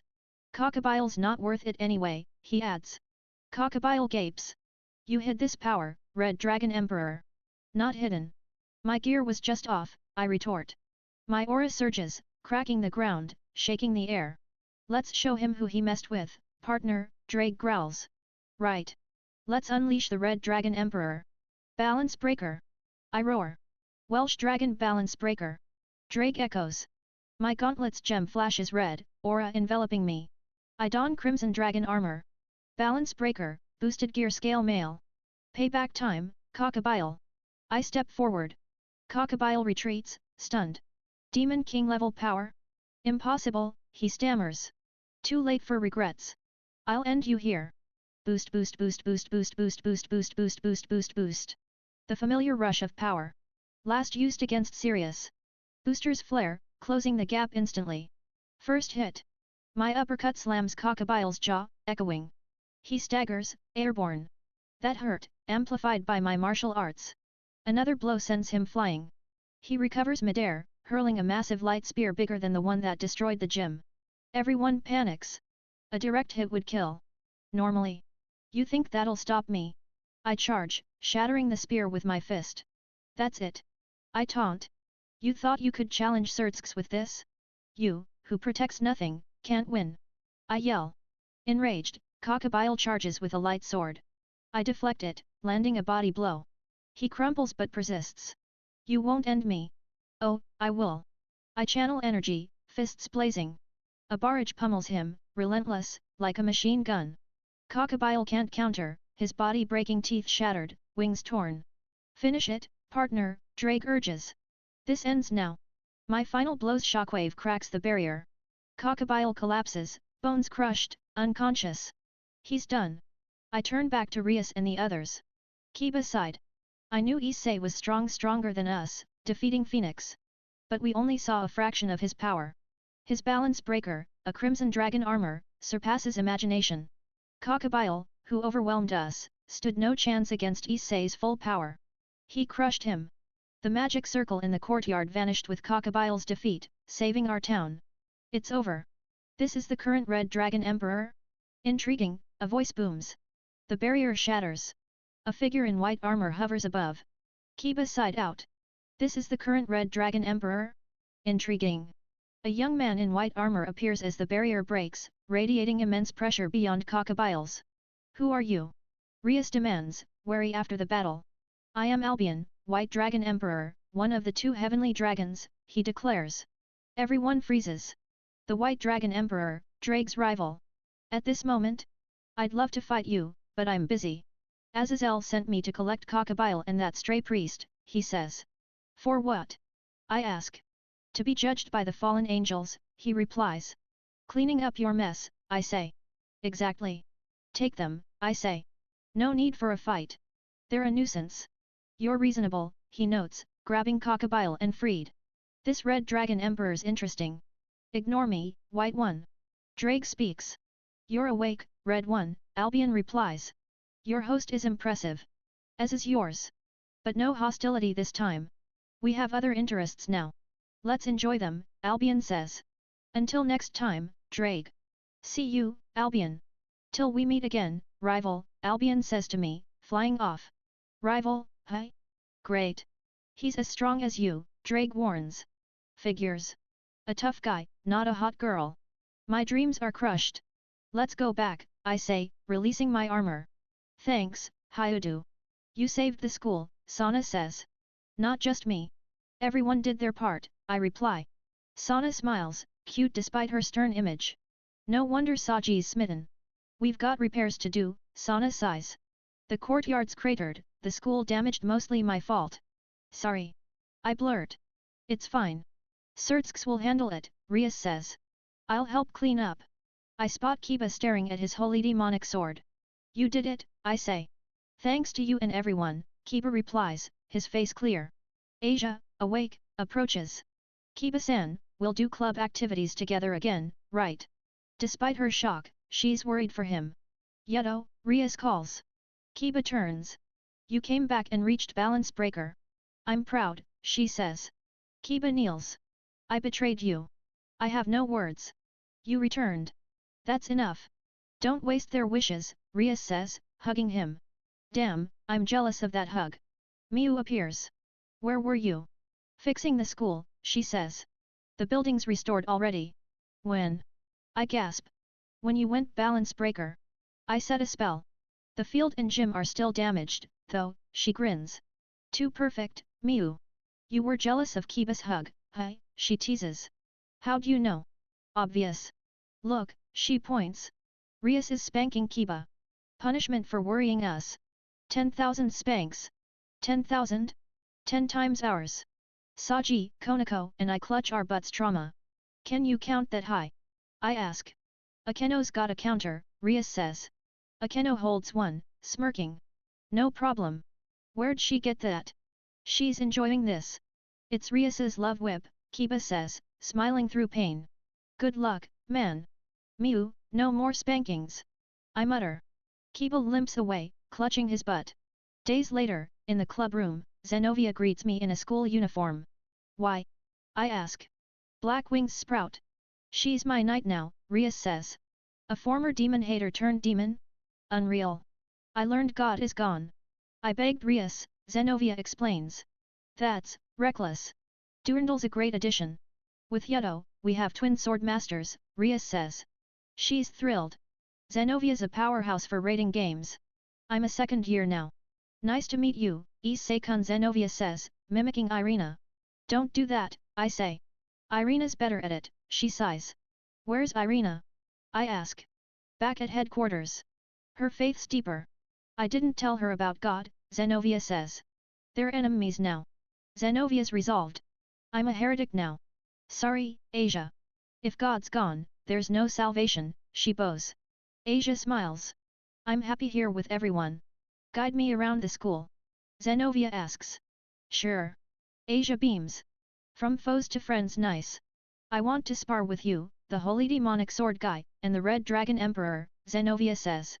Bring it, Kiba replies. Anytime, I add. Rias claps. With a new member, the Occult Research Club is back. Yes, President, we cheer. Laughter returns to the club. Days after Cockabile's attack. After club, Miu, Rias, Asia, and I hit the supermarket for mom's errands. Got everything? I ask, holding the basket. Yes, all items checked, Asia replies, glancing at the list. At the register, a familiar cashier grins. Issei, errands? With such beauties on a date? Nah, just shopping, I say, paying. Wish it was a date. Issei. Dating Miu, Rias, and Asia. Matsuda yells from another register his part-time job. Bad timing, man. The manager's glaring. The cashier chats with Miu. Wearing a yukata to the Tanabata festival again? Last year's was cute. Big brother's been busy, so maybe not. Miu trails off. You two were inseparable last year, the cashier chuckles, handing me change. On the way home, Asia asks, what's Tanabata? Rias explains, it's a Japanese festival on July 7th. You write wishes on tanzaku and hang them on bamboo, praying to the stars. The most famous story is about Orium in Hakabashi. As Rias tells Asia the legend, I noticed Tanabata flags around town. Time flies. Last year, Miu and I went with Matsuda and Motohama. Last year was your first Tanabata, right, Miu? I say. She smiles, nodding. Flashback, 1 year ago. Lunch break.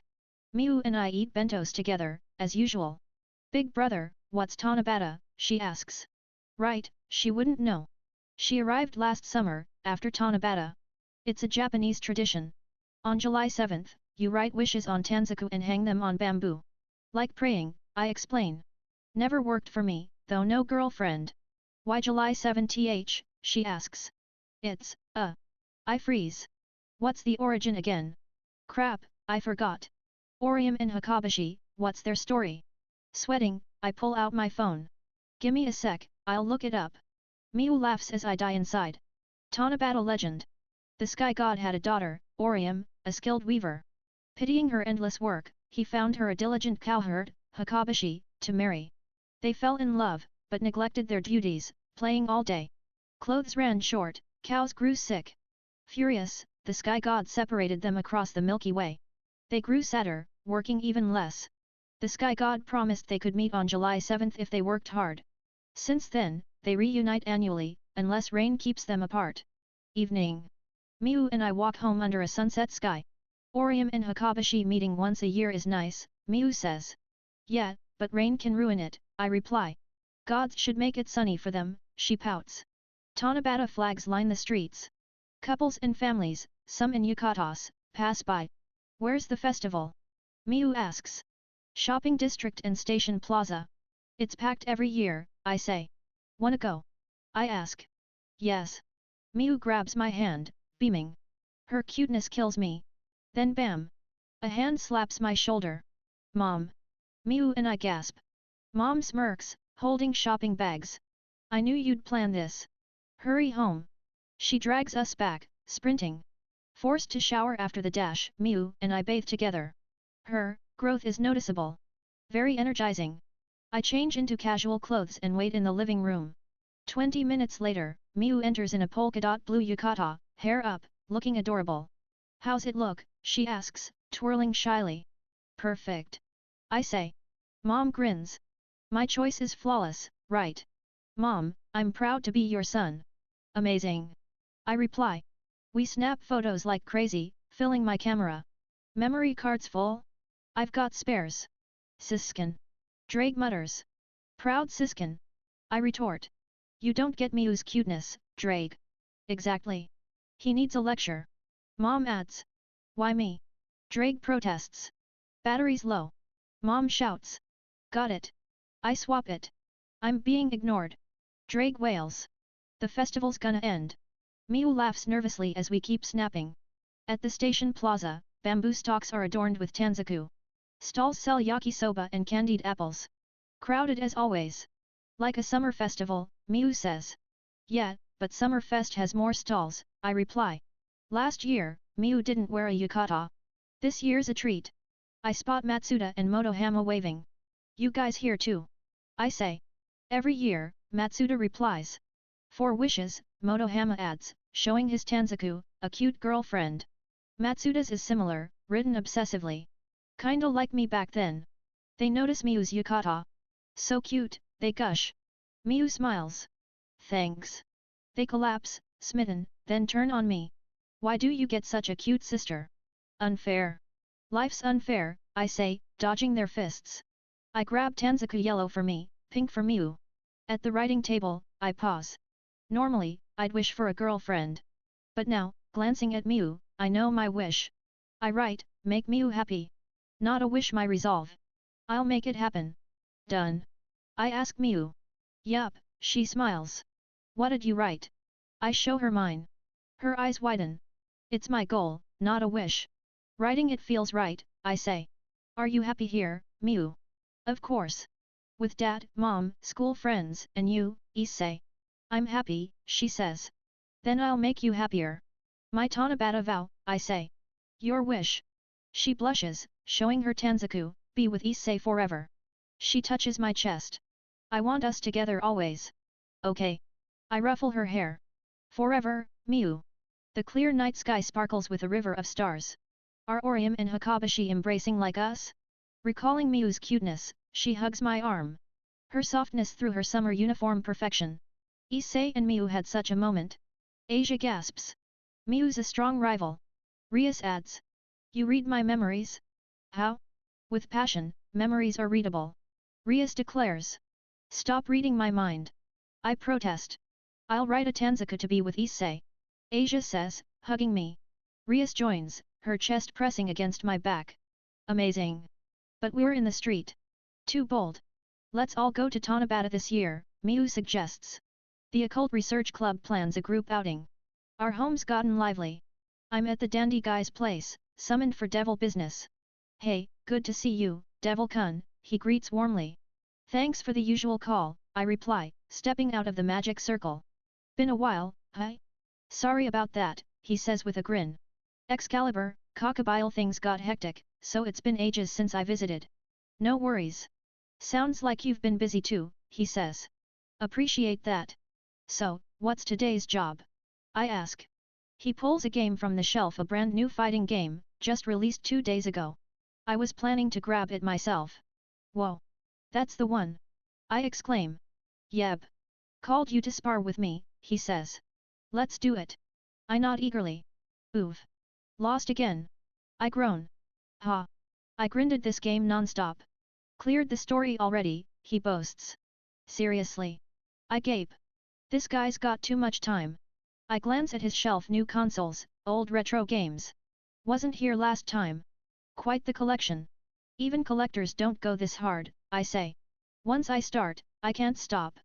People call my hobby obsession, he chuckles. Fair enough. Another round, Devil-kun, or should I say, Red Dragon Emperor, Issei Hyoudou. He stands, sprouting 6 pairs of black wings. Bring it on, fallen angel governor, Azazel. I grin back. We sit on the sofa, sipping tea. Damn, this tea's good. Let's cut to it, Azazel. Why're you hiding in this town? I ask. No big deal. Caught wind of Cockabile's weird moves. Just keeping tabs, he says. And the White Dragon Emperor? I press. Volley? I sent him to handle things. Can't have the fallen angel boss stirring trouble in devil territory. But looks like you took care of Cockabile, he says with a smirk. Yeah, makes sense. How'd you know my name? Azazel asks, curious. Felt you were a high-ranking fallen angel. Plus, someone tipped me off, I say. Who? Interested? I tease, pulling out my phone. Yo, it's Issei. My business is done. Come over. Azazel eyes me suspiciously. Who are you? A magic circle flares, and out steps. Found you, Governor. Rainare shouts, storming in, rocking a cute blue dress. Gah! Rainare! Azazel yelps. She charges him. What are you doing? Cockabile's mess had me writing apologies to devils and angels, drowning in reports. And you dump all your work on us? I'm swamped. Half my department's in the hospital from stress. You're just chilling with games. Whoa, she's pissed. Machine gun rant mode, engaged. Even Azazel's rattled. Geez, my bad. Forgive me, he stammers. No way. You always say that. Rainare snaps. Red Dragon Emperor's here, so. Azazel tries, throwing me under the bus. Sorry, Issei-kun. Didn't mean to make a scene. Rainare says, clasping her hands apologetically. No biggie. But, I point to Azazel, who's tiptoeing toward the exit. Rainare locks eyes with him. He bolts. She smirks, unfazed. Too slow, Governor. A voice booms from the entrance. Azazel. Ka. Shemhazai. Azazel groans. Vice-Governor Shemhazai? Here to drag him back? Enough. Back to work. We've got a mountain of it. Shemhazai barks. I get it, just why the rope? Azazel protests as he's tied up. So you don't escape again. Shemhazai retorts. A scream echoes from the door. What the hell? Rainare heads to check. I'm left alone, wondering if I should stay. Shemhazai-sama, Rainare says. Good work, Rainare. I'll take Azazel. Stay with the Red Dragon Emperor. Chat. Use the place as you like. Vice-Governor's orders, Shemhazai says. But. Rainare hesitates. You've barely rested. Take a break. Nice dress, by the way. For him, right? Shemhazai teases.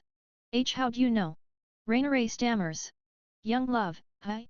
I'm off, Shemhazai says, vanishing with Azazel. Rainare returns, face beet red. A few minutes later, it's just me and Rainare in Azazel's place. Been a while, hi, Issei-kun, she says. Yeah. That dress looks great on you, I say. Ah really? Thanks, she blushes. You've changed. Your aura is stronger now, I note. She was weak when we fought Donasiik, barely low class. Now? Mid-class fallen angel vibes. Azazel's been training me. Check it. She spreads 4 black wings. Damn, 4 wings? Impressive, I say. You've powered up too, huh? She asks.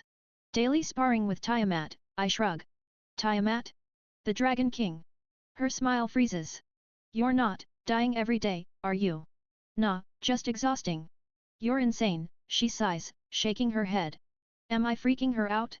Time to switch topics. You seem busy lately. Yes. She leans in close, too close. And vents. I'm Azazel's secretary now, but it's hell. He slacks off, tinkers with sacred gears, or vanishes. Every time, I'm stuck cleaning up. Whoa, she's not usually this intense. Stress must be killing her. Calm down, I say. Sorry, venting to you like that, she says, embarrassed. You're working hard, I say. We talk late into the night before heading home.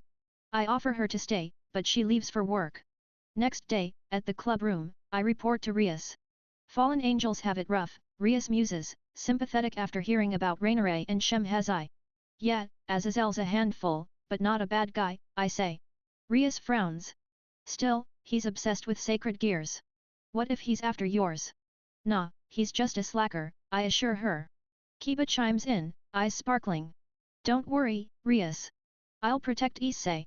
Why's he so intense? Thanks, but why? You saved me. You're my comrade.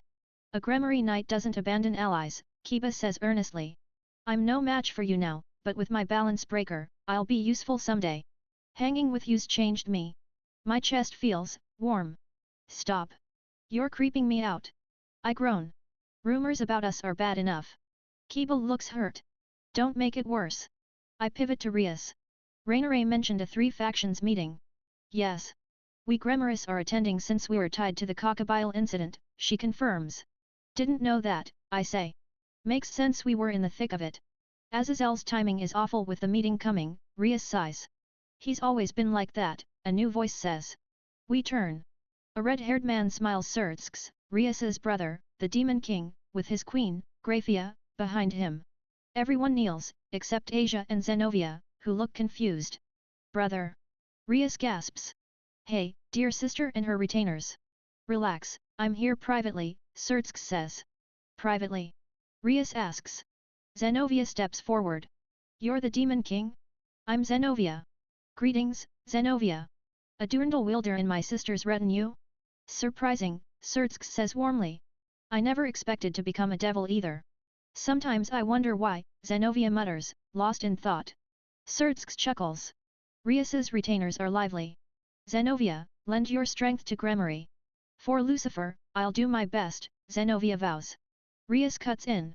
Why are you here, brother? Surtsks pulls out a flyer. Rias's eyes widen. Parent-teacher days soon. Wanted to see my sister shine, he says. Graphia told you. Rias glares at her.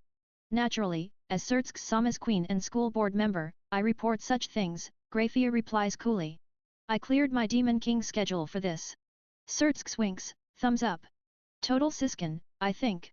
Drake's voice echoes in my head, like you're one to talk, partner. Fair point, I mutter. Father's coming too, Surtsk adds. Rias sighs deeply. Teen angst, huh? Asia and Miu seem excited about it, though. You're a Demon King. Favoring one devil. Rias starts. Surtsk shakes his head. It's also business. The three factions meeting will be here. I'm scouting the place. We all freeze. Even Rainare didn't mention that. I came early, but, any hotels open this late? Surtsk checks his watch. I grin. I've got an idea. Surtsk smirks back. Your sister's no trouble at all, my mom says, serving Surtsk her home-cooked meal. Rias is wonderful. She's been a huge help. Honestly, too good for Issei, she adds. Surtsk and Grafia are staying at my house, my idea. My parents were nervous about hosting a Demon King, but now they're chatting like old friends. Surtsk is more charming young man than fearsome ruler. Leading devils so young? Impressive. Wish Issei could learn from you, Dad says. Surtsk smiles. Issei's vital to us devils. He'll be a pillar of the underworld someday. Honestly, I'd love for him to become a Demon King. He's got that spark. I'm floored. He's got that much faith in me? Rias nods beside me. But why's Dad crying? Such kind words. Issei, study under Surtsk. You're too dumb to be a Demon King now. You'd embarrass the devils, Dad sobs. Ouch. Yeah, I flunked that last test, but still. I'd welcome you anytime, Issei, Surtsk laughs. I'm ready for you. He's serious. I'm half tempted. Rias grabs my arm, eyes fierce. You're not going anywhere, Issei. Issei-san, you're leaving. Asia's eyes well up. No way. Miu adds, teary. Ugh, those puppy eyes. No chance I'm leaving now. Maybe another time. I say. Anytime you're ready, Surtsk replies. Dad returns with sake. Surtsk-san, care for a drink? Got some fine stuff. Absolutely. Surtsk beams. Man, my image of Demon Kings is shattered. So friendly. But me, a Demon King? Do I have it in me? No. I can't sleep with Issei. Asia whimpers. It's bedtime, and Rias and Asia are teary outside my room. Surtsk wants to talk and share my room tonight. The girls, who usually sleep with me, are devastated. Miu's already out cold in her room, stayed up too late again. She's got a bad habit. Rias reluctantly agrees. Fine. Good night, Issei. Good night, Issei-san. Asia echoes. Guilt's killing me. Gee, good night, I mutter. Surtsk and I enter my room. This okay? I ask, eyeing the futon. Only one bed, so one of us gets the floor. I offer him the bed. He's a guest and a Demon King, but he waves it off. Don't worry. I sleep on beds daily. A futon's a fun change, he says. Sleeping on a futon? Hard to picture a Demon King doing that. Before we talk, I owe you thanks, Surtsk says. For what? Rias's engagement. You led her to victory. As her brother, I couldn't interfere, so thank you. The riser thing. He was against it too. And you held back your sacred gear in that game, thinking of her future, right, he adds. He noticed? I never told anyone but Drake. I press a finger to my lips. Keep that from Rias and the others, okay? Of course. I won't waste your care. Just wanted to thank you for thinking of her, he says, bowing not as a Demon King, but as a brother. I'm her retainer. Her family. I just want her happy, I say. I'm glad she has you. Keep looking out for her, Issei. Count on it. Talk shifts to Cockabile. That was some fight, Surtsk says. I was shocked. You overwhelmed Cockabile, he adds. Barely. My sacred gear's tuning was last minute. Got lucky, I say, scratching my head. Without balance breaker, I'd have lost or called Tiamat. I knew you were strong, but beating Phoenix without your gear and crushing Cockabile? Beyond expectations, he says. Just training paying off, I laugh nervously. Can't mention the other world where I fought a Demon King. Drake warned me other world talk could spark trouble. Training's true enough, though. Surtsk stares into my eyes. Training explains your strength, but not those eyes. They're strong, kind eyes of someone who's faced great trials. I'm stunned. He sees through me? Your heart makes you strong, not just your power, he continues. I'm still lacking, I admit. You're young. Flaws are normal. Reaching this level at your age is astonishing. What experiences shaped you, he asks, curious. He might suspect something. Drake chimes in, maybe not the other world, but he senses a tragedy. Surtsk changes tack. Ever thought of aiming for Demon King? You mentioned that at dinner. My spark, right? He nods. I feel it in you. Not now, but as a future dream. I've got my goal, become a high-class devil, harem king. But after that? Demon King's not a bad next step, even if it's a stretch. I'll think about it. Long way off, I say. He smiles, satisfied. Issei Lucifer, hi? Doesn't suit a Japanese name. Enough serious talk. As a fellow big brother, I want to share something, Surtsk says. I tilt my head. Brother talk? He pulls a book from his bag. Rias's growth album. What? A photo collection of Rias? Of course he has one, he's obsessed with her. Got video records too, but Graphia might catch me. So, just the album, he says. Got it. As a brother who loves his sister, I want to share this with you, he declares. This was his real goal? The serious stuff was a side note? Look. Rias at 5, playing with a giant teddy bear, he points. So cute. Hard to believe the mature Rias was this adorable. Nosebleed incoming. Here, tissue, Surtsk offers. Thanks, wait, you're bleeding too. I point out. He stuffs his nose. A Demon King and Red Dragon Emperor, gushing over Rias's photos with tissues. Can't let anyone see this. What do you think, he asks. Super cute. I say. Right, he beams. Each page reveals more adorable Rias. I get why he's obsessed. Who wouldn't be? I stand, inspired, and grab a book from my shelf. Surtsk gasps. No way. Yup. My Miu photo collection, I say. Middle school to now, her daily life worth more than any adult magazine. I've never shown it to anyone. Too much sister love, even for me. When did I become this siskin? I question it, but can't stop. Surtsk flips through, tearing up. Incredible. Your love for her shines. You're as devoted as I am. Comrade. Absolutely. We clasp hands, crying. Finally, someone gets it. My perv pals, Matsuda and Motohama, don't understand this bond. Comrade, let's talk all night. Surtsk says. Yes. I nod. We gush over our sisters until dawn. Days after Surtsk's visit, he and Graphia left my house. They were scouting the town, but it felt like a joyride arcade battles, planning an underworld arcade, ordering every fast food item, underworld chain stores, and visiting a shrine. Surtsk nullified its holy energy to pray. What a nuisance.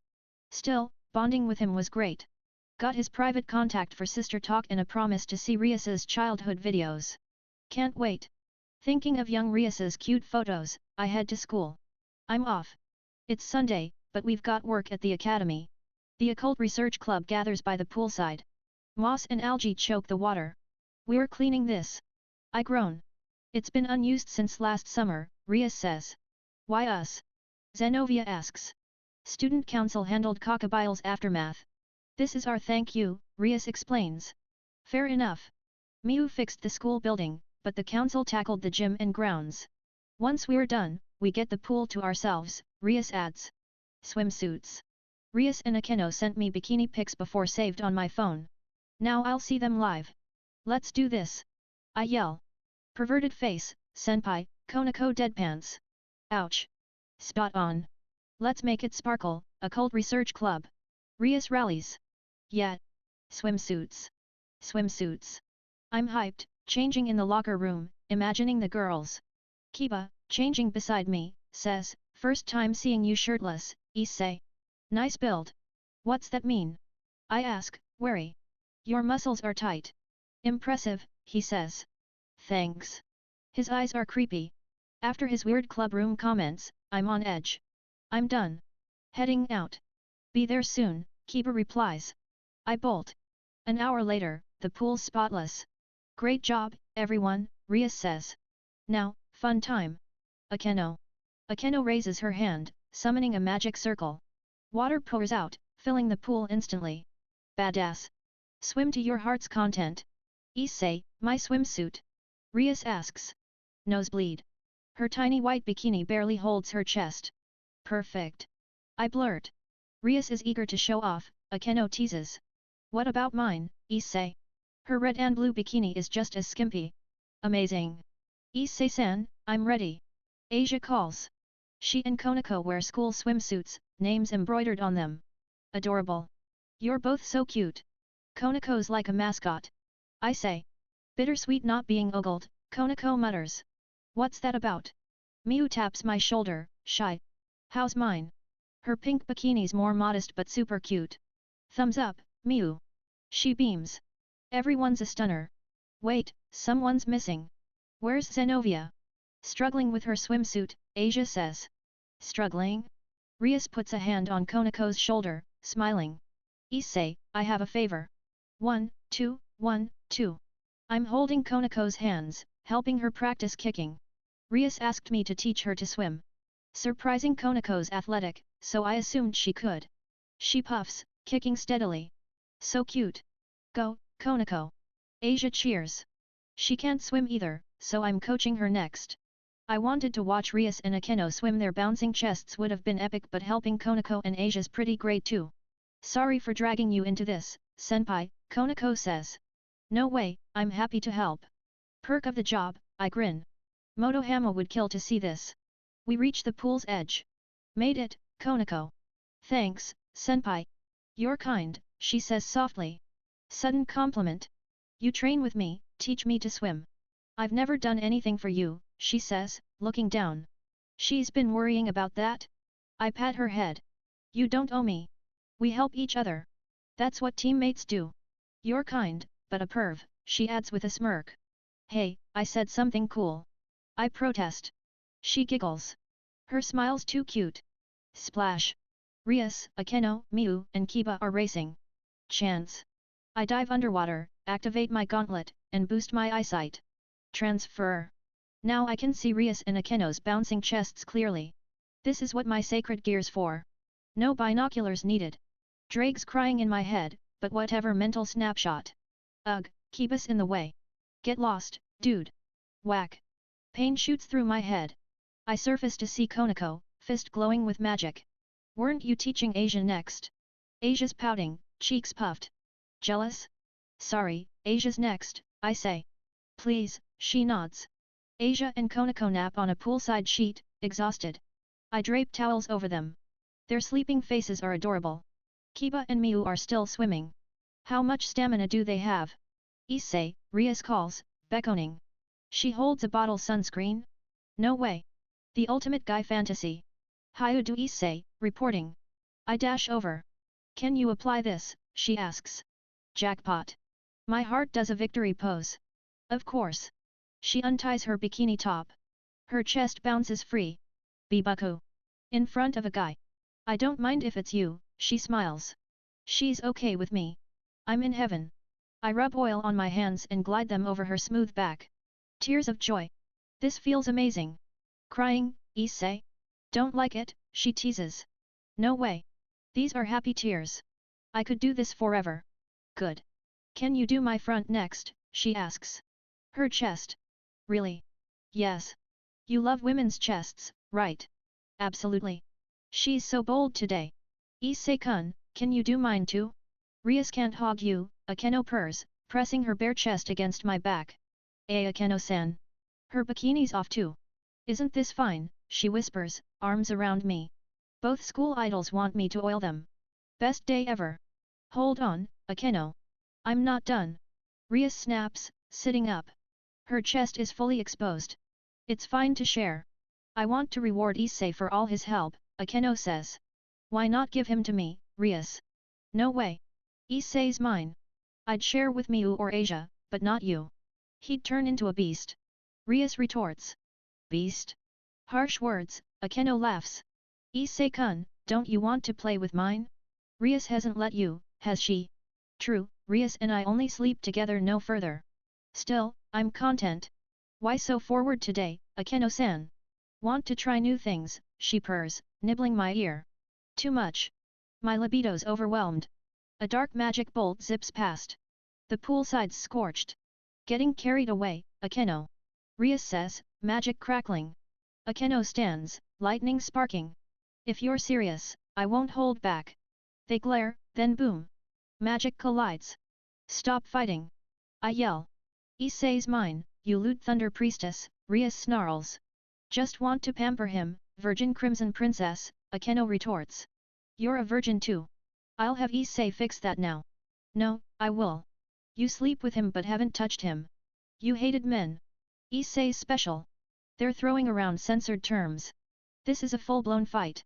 Their magic bolts are stronger than during Kakabile's battle. I'll die here. Sorry, Bucko, Akeno-san. I bolt. Phew, that was scary. I pant, hiding. Being fought over by beauties is nice, but too intense. Why me? I didn't do anything special. Zenovia appears. Issei, what are you doing here? Taking a break. You? I ask. First time in a swimsuit. Took a while. Does it suit me? Her standard bikini looks great. Yeah, looks good. Doesn't seem that hard to wear, though. I was thinking after changing, she says. About. Issei, I have a request. Just call me Issei. We're friends. What's up? Make a child with me. Crash. Zenovia shoves me into the pool storage room. What? Make a child with me, she repeats. I heard you. Why? Let me explain, she says. I lived for faith, serving the Lord, fighting for him. I nod. She's devout, even as a devil, often discussing faith with Asia. But learning God is gone, becoming a devil I lost my purpose. I asked Rias, and she said, devils live for desire. Pursue what you want. So, I chose the joy of womanhood bearing a child. Rias's fault. Her advice makes sense for devils, but still. Why me? I ask. You house a dragon. You're strong even without it. I want a strong child, and your dragon aura would ensure that. She wants my genes. She removes her bikini top and hugs me. Her chest presses against me. This sensation. Embrace me. Do the process right, then whatever you want, she says. Is this okay? No one's here. I can't back down now. Matsuda, Motohama, I'm ascending. Captain Drake, Issei Hyoudou, charging in. I grab her shoulders. Who's captain? Drake snaps. Zenovia flinches but braces herself. Zenovia. What's this, Issei? Rias stands there, crimson magic flaring. When did she get here? Zenovia, sneaky. I was supposed to take Issei's virtue, Akeno says, her smile radiating danger. Issei-san, how could you? Asia cries. She'd be okay if I asked. Perverted as ever, Konako glares. It's not what it looks like. I protest. Zenovia, topless, me gripping her shoulders guilty as charged. Don't stop, Issei. Let's make a child, Zenovia says. Read the room. Child. Rias, Akeno, and Asia gasp. Rias grabs my arm. My fault for neglecting your urges. But a child? Explain. Her smile's terrifying.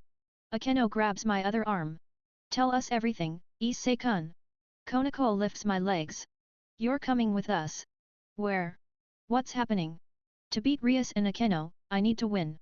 Challenging, but exciting, Zenovia muses. Help me, Zenovia. I yell.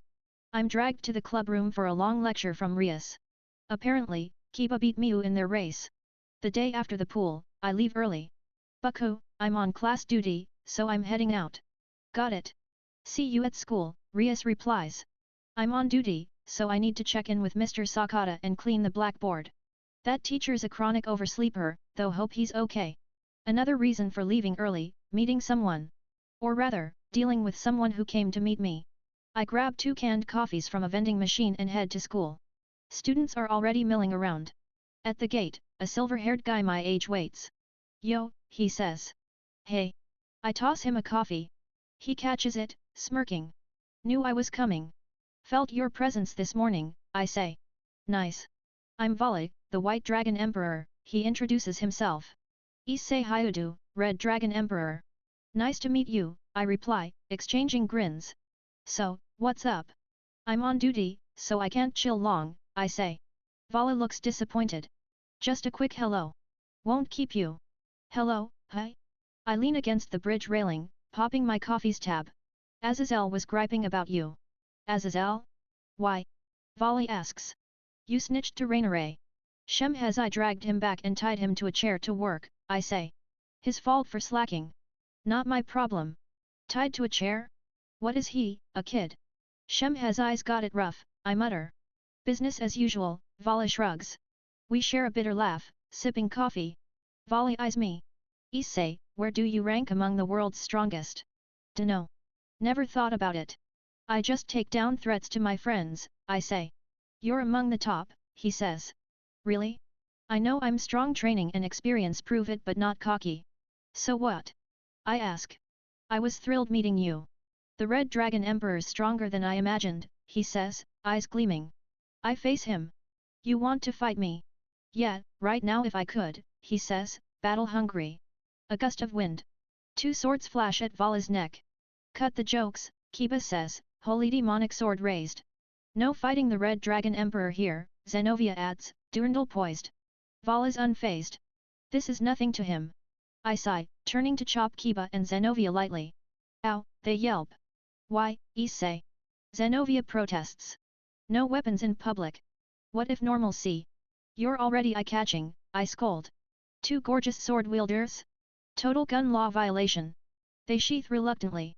He's not here to fight, right, Vala? I ask. Nope. Just a greeting.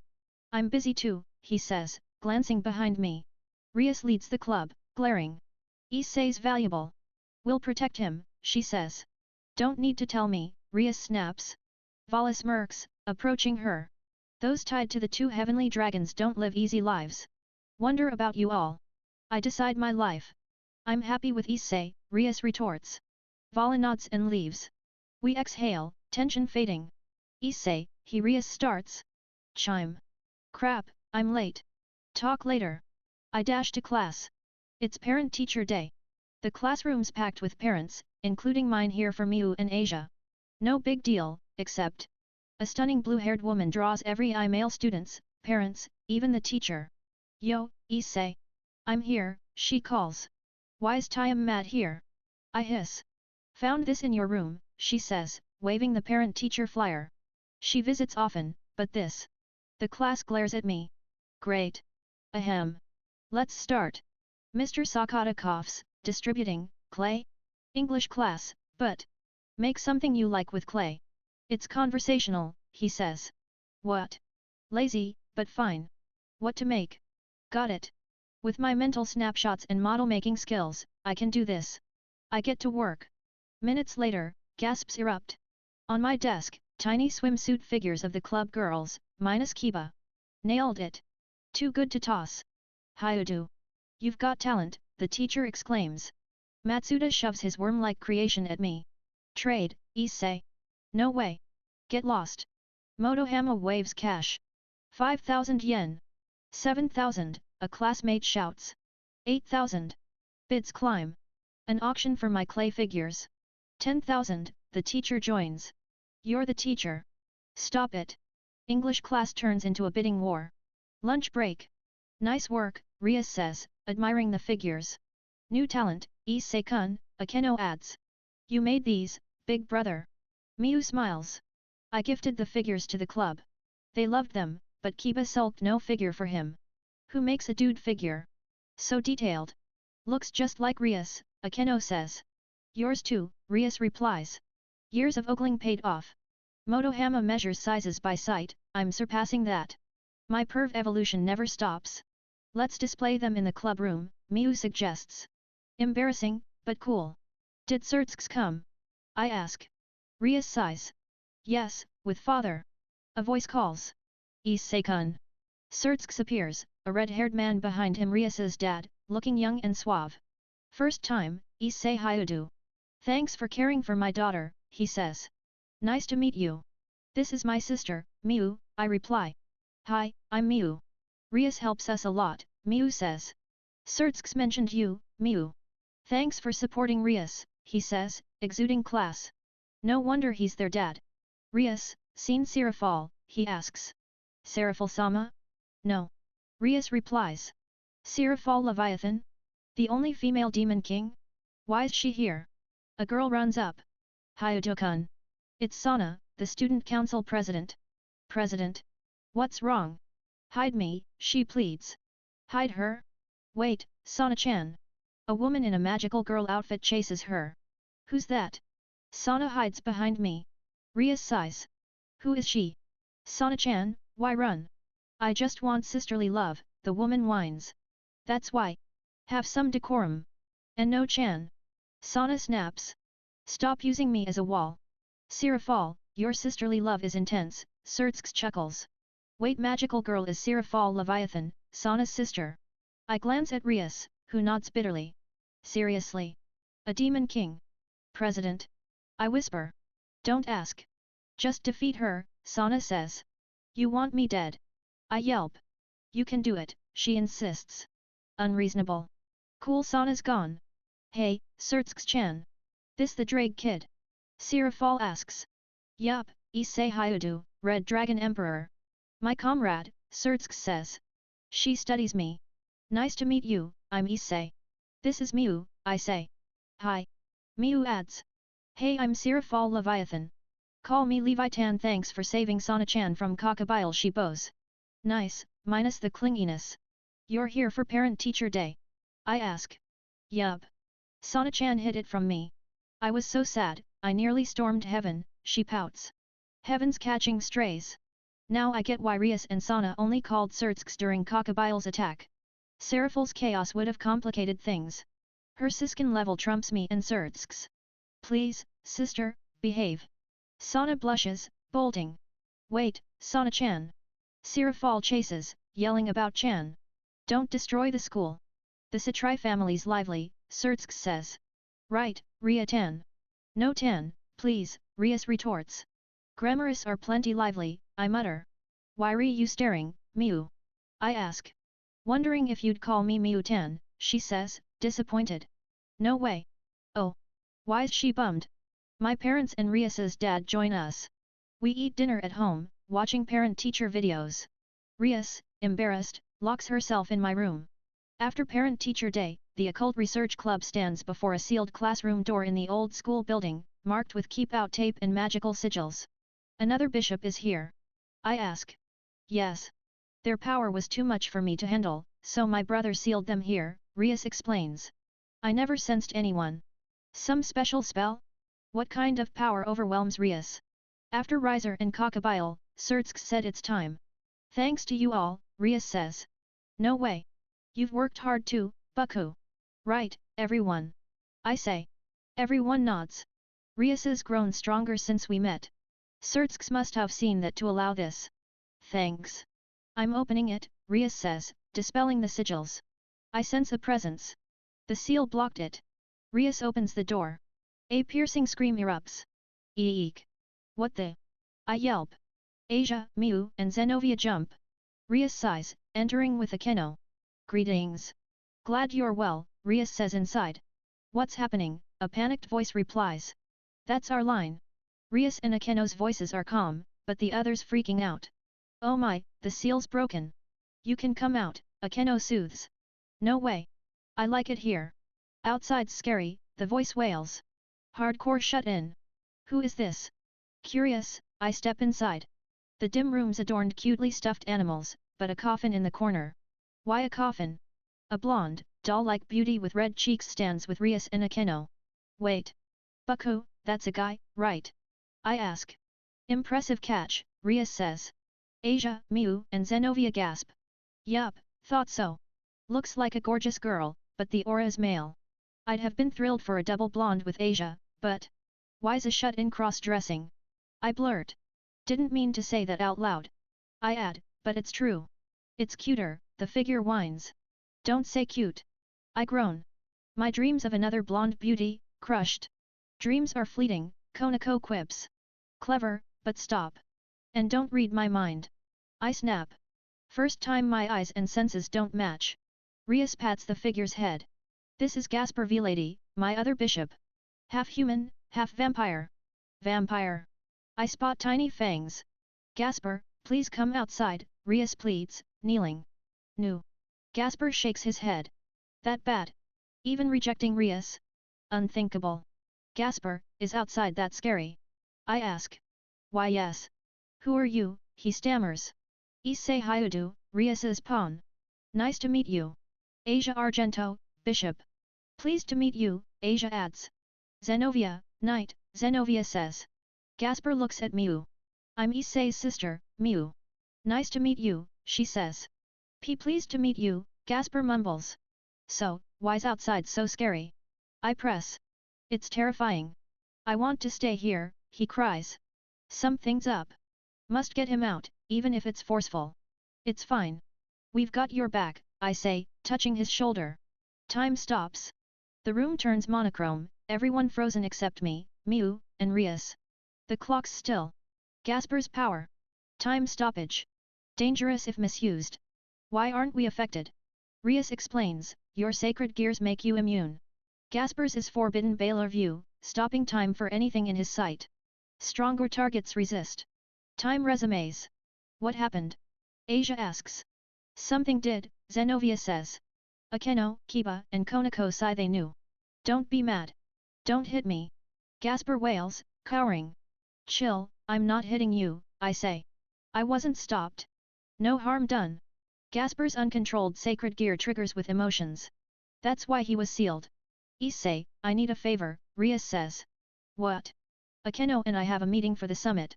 Can you watch Gasper until I'm back? Got it. Kiba, come with us.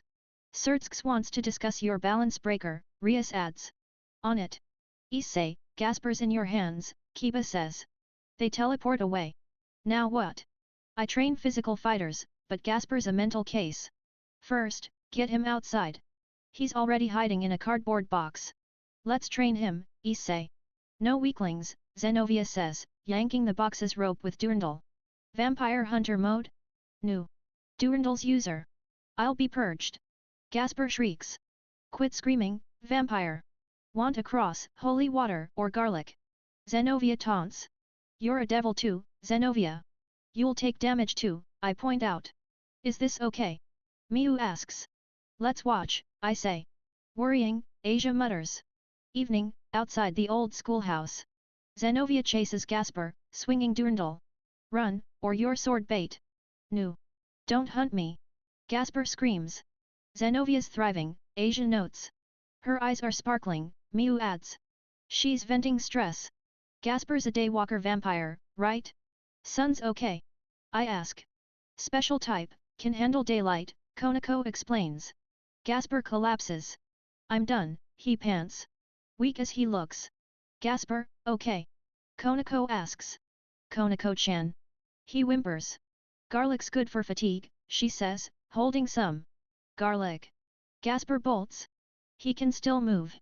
Konako chases, smiling. Rare sight. A presence approaches. Yo, a cold club, Saji says. Saji. Here for the shut-in. I ask. President told me. Where's he? Saji asks. Being chased by Zenovia and Konako, I point. Blonde beauty. Saji perks up. Cross-dressing guy, I clarify. Saji slumps. That's a scam. Why's a shut-in cross-dressing? I feel you, I say. The shock was real. Asia and Miu accept it, but it'll take time. Fallen angel governor. I call out. Everyone freezes. I hid my presence. Impressive, Red Dragon Emperor, Azazel says, appearing. Need to fully erase it to fool me, I reply. Azazel. Saji gasps, activating his sacred gear. Zenovia readies her sword, Asia hides. Why so calm? Saji yells. No need to panic, I shrug. Azazel's smirking, not hostile. No fight here. Relax. Only Issei could challenge me, maybe the black-haired girl, Azazel says, eyeing Miu. Came to see the holy demonic sword user. Kibus with Sertsks, I say. Missed him, Azazel sighs. You look thinner, I note. Was tied to a chair till yesterday. Shem has eyes trying to kill me, he grumbles. Your fault for slacking. Raineray's stressed too. Azazel spots Gasper hiding behind Konako. Forbidden Baylor view. Dangerous if uncontrolled. A sacred gear aid could help, but devils lag in that research. Sensory-triggered gears are risky without enough capacity. He eyes Saji. Black Dragon Vein, right? Perfect for our training. Connect a line to absorb Gasper's excess power, reduce rampages. Forgot Saji's gear drains power. Smart idea. Best shortcut? Drink Red Dragon Emperor's blood. Vampire, right. Azazel adds. Good tip. Azazel's a sacred gear expert. Sorry about volley. He's curious about you, Azazel says. Great, another guy interested. Wish it was a cute girl, I mutter. I'm off. See you at the summit, Azazel says, leaving. In the gym, we train Gasper to stop volleyballs I throw, using his sacred gear. Saji's line drains excess power to prevent rampages. Looks awkward, though. Here goes, Gasper. I throw. Why yes, he stammers, activating his gear. Again. I sigh. He stops everything in sight, Saji and Asia included. He tries to flee. No escaping, I say. Why are you moving, he yelps. Your gear doesn't work on me, remember. Training continues, but Gasper needs Saji's drain to control it. Tough. Azazel mentioned my blood, I say. No way. Gasper cries. You're a vampire. I retort. Blood's gross, he whines, crouching. Really a vampire? Weakling, Konako says. Konako-chan's mean. Gasper sobs. Poor guy. Please come out, Gasper. I was wrong to force you to go with Konako. Gasper had shut himself away again. He'd gone with Konako to a client's place, but something terrifying happened there, and he unconsciously used his sacred gear. The client? Morisawa-san. Apparently, she got overly excited seeing Gasper. What was she thinking? I thought having you go with one of my retainers would help you. Rias said, her voice heavy with regret. Wah! Gasper's sobs echoed, showing no sign of stopping. Rias apologized, but Gasper's issues, his fear of people and his struggle to control his sacred gear were complex. Earlier, Rias had shared his story with me. Gasper, born to a noble vampire father and a human mistress, was a half-blood, shunned even by his own family. Despite his rare vampire talents, his unique sacred gear made forming friendships impossible. A slight trigger, and he'd freeze someone in time. I don't want this sacred gear. It stops everyone. They hate me, and I hate it too. I don't want to freeze my friends, or see their frozen faces again. Gasper cried. Cast out from home, he wandered, unable to fit in either human or vampire worlds, until a vampire hunter nearly killed him. Rias saved him then. I failed as a king if I let him retreat like this, Rias said, shoulders slumping. It wasn't her fault, nor Gasper's. But what could I do for him? The question swirled in my mind as Rias and I stood there, lost. Then, from the hallway, Miu appeared. Rias-san, can you leave this to me? Miu. Rias asked. You have a meeting with Surtsk-sama, right? Miu pressed. Well, yes, but... Rias had an important meeting, and delaying it wasn't an option. I nodded in agreement. Go, President. We'll handle this. But... Rias hesitated. Do what you need to. We'll do our part, I assured her. All right. Please, take care of Gasper, Rias said, smiling faintly at our resolve before teleporting away. So, Miu, what's the plan? I asked. For now, we wait until he calms down, she replied. We sat by the door, listening to Gasper's sobs. An hour passed with no change. Sitting in silence wasn't enough. We had to reach out to him. Just as I opened my mouth, Miu spoke first. Gasper-kun, are you scared of your power? She paused, then continued, I used to be like you, shutting myself away. A faint response from Gasper. He was listening. My real father, who passed away, had incredible magic. I inherited it, but as a kid, I couldn't control it. I caused trouble for everyone, Miu said, her voice soft but steady. I hadn't heard this story before. It must have been from before I was sent to this world, when Sirius was still alive. Every time I lost control, I'd lock myself in my room and cry. But one day, my father said, are you just going to cry and repeat the same mistakes? You can't change the power you were born with. Crying and cursing it is pointless. I didn't raise you to be that foolish. Harsh for an 8-year-old, right? Wow, that's strict, Gasper mumbled, echoing my thoughts. Sirius didn't hold back, even with his daughter. Miu smiled wryly. But he also said, if you stop running from your power and truly want to master it, I'll help you as much as you need. Silence followed. Then Miu asked, Gasper-kun, don't you want to control your power? You started training because you know you can't stay like this, right? I want to help Rias-baku, who saved me, Gasper said, his voice trembling. Miu's smile widened. Then I'll help you, just like my father helped me. After a moment, the door creaked open. Gasper peeked out. Can I really master this power? You can, Miu said firmly. If you try, you'll succeed. We all believe in you, Gasper-kun. Right, Unii-chan. Yeah, Gasper, I added. Believe in yourself and in us. It's okay to mess up. No one's perfect from the start, and we won't abandon you for it. Tears streamed down Gasper's face. Issei-senpai. Miu-senpai. I'll try again. Hell yeah. We've got your back. I cheered. He was still crying, but Gasper had taken a step forward. Man, stopping time? I'm kinda jealous, I said. Gasper froze, shocked. Did I say something weird? Think about it, stopping time is the ultimate power. If I had it, I'd probably be sneaking around, peeking under girls' skirts or, maybe even copying a feel of Buku or Akeno-san's chests. My imagination ran wild. Unii-chan, give us back that heartfelt moment. Miu scolded. Sorry. Got carried away. I laughed, but damn, time stopping was tempting. I glanced at Gasper, expecting him to be annoyed, but he was, smiling. Amazing, Issei-senpai, he said. I never thought of using my power like that. It's all about how you use it, right? Exactly. I grinned. Your power's value depends on how you wield it.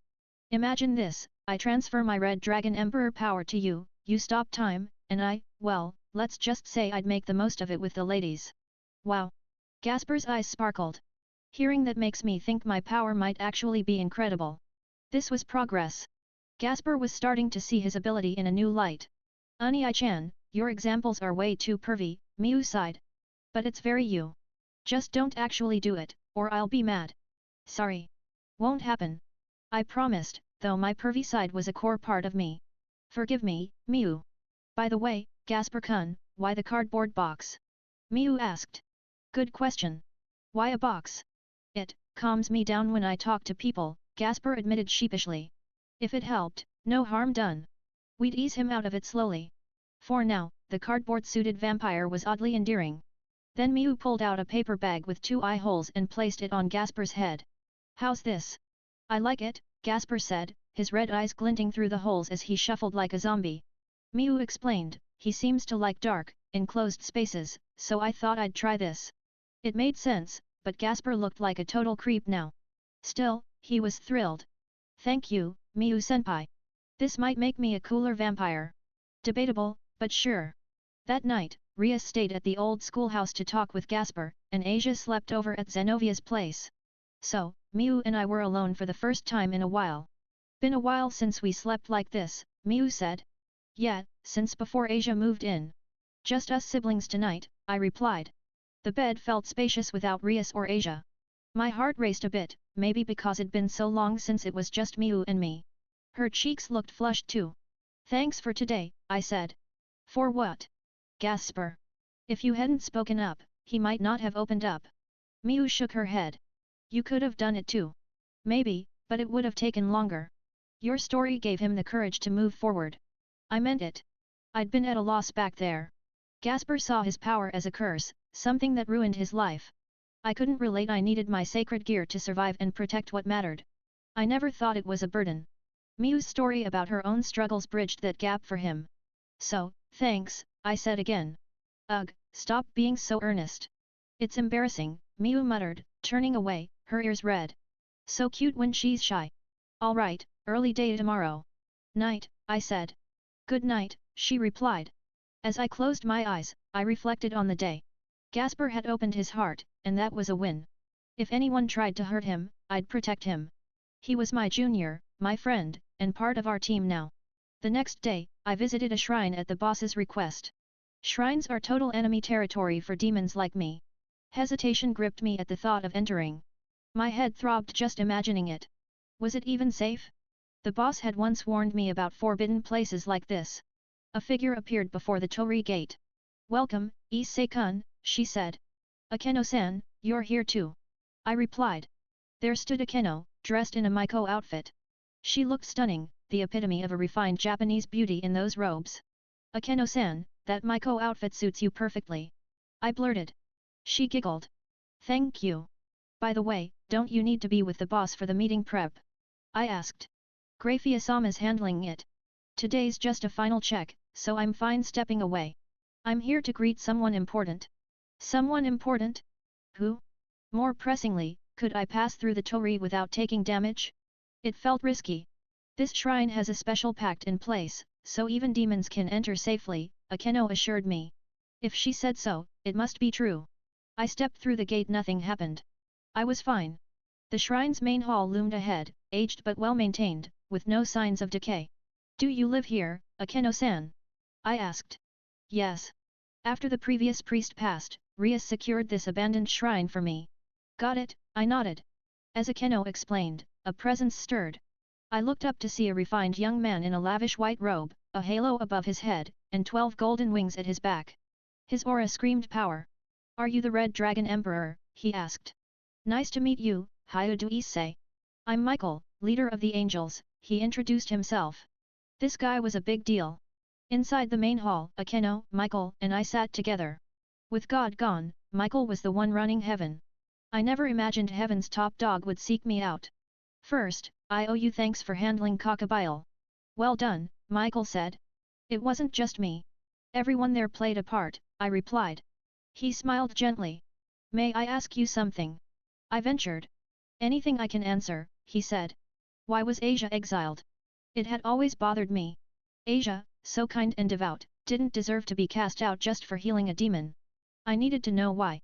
After God vanished, only the system remained, governing miracles, mercy, and blessings, Michael explained. The system? I echoed. Yes. It powers exorcisms, holy relics, and the like. But without God, it's hard to control.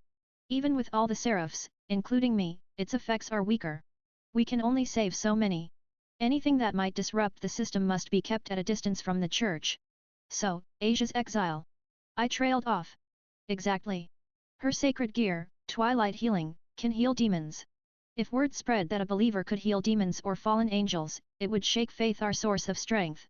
We had to eliminate any threat to that faith. So that was why. It wasn't just Asia. Was Zenovia exiled for the same reason? I asked. She learned of God's absence, making her a heretic. My failure forced them both to suffer.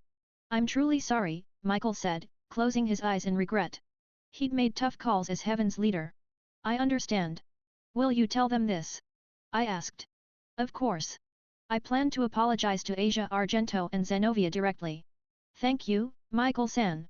Now, to the main reason I called you here, Michael said. Light radiated from his palm, sending a tingling sensation through my body. When it faded, a sword appeared, radiating an aura like Excalibur or Durandal. A holy sword? This is Ascalon, the dragon-slaying sword of Saint George, Michael revealed. Dragon-slaying? That sounded bad for a dragon demon like me. A critical hit waiting to happen. Dragon Slayer refers to weapons or people that kill dragons, Drake chimed in. Great, so I'm a target too? It's been ritually modified so you can wield it, Michael added. I could use it? Was that safe? Why give this to me? I asked. A holy sword was valuable, and I was a demon heaven's enemy. Since the Great War, major conflicts have ceased, but skirmishes between the three factions persist. If this continues, we'll all perish, or worse, other forces might strike first. Other forces? Like Greek or Japanese mythologies? Correct. Many mythologies exist. They usually stay in their domains, but with the biblical God gone, their moves are unpredictable. Hiding his absence makes sense, Drake explained. I really needed to study more. During the Great War, the three factions united once, when the Red and White Dragons disrupted the battlefield. I'm betting on you, the Red Dragon Emperor, to help us unite again, Michael said. I got it. If accepting this sword could unite the factions, I'd take it. Plus, I couldn't fully control my current sword. Another weapon was welcome. I'll accept it gladly, I said. Extend your sacred gear and let it merge, Michael instructed. Merge? Was that possible? It is. Sacred gears respond to will. If you desire it, it's not impossible, Drake assured. I summoned my gauntlet, grasped Ascalon, and focused, aligning their energies.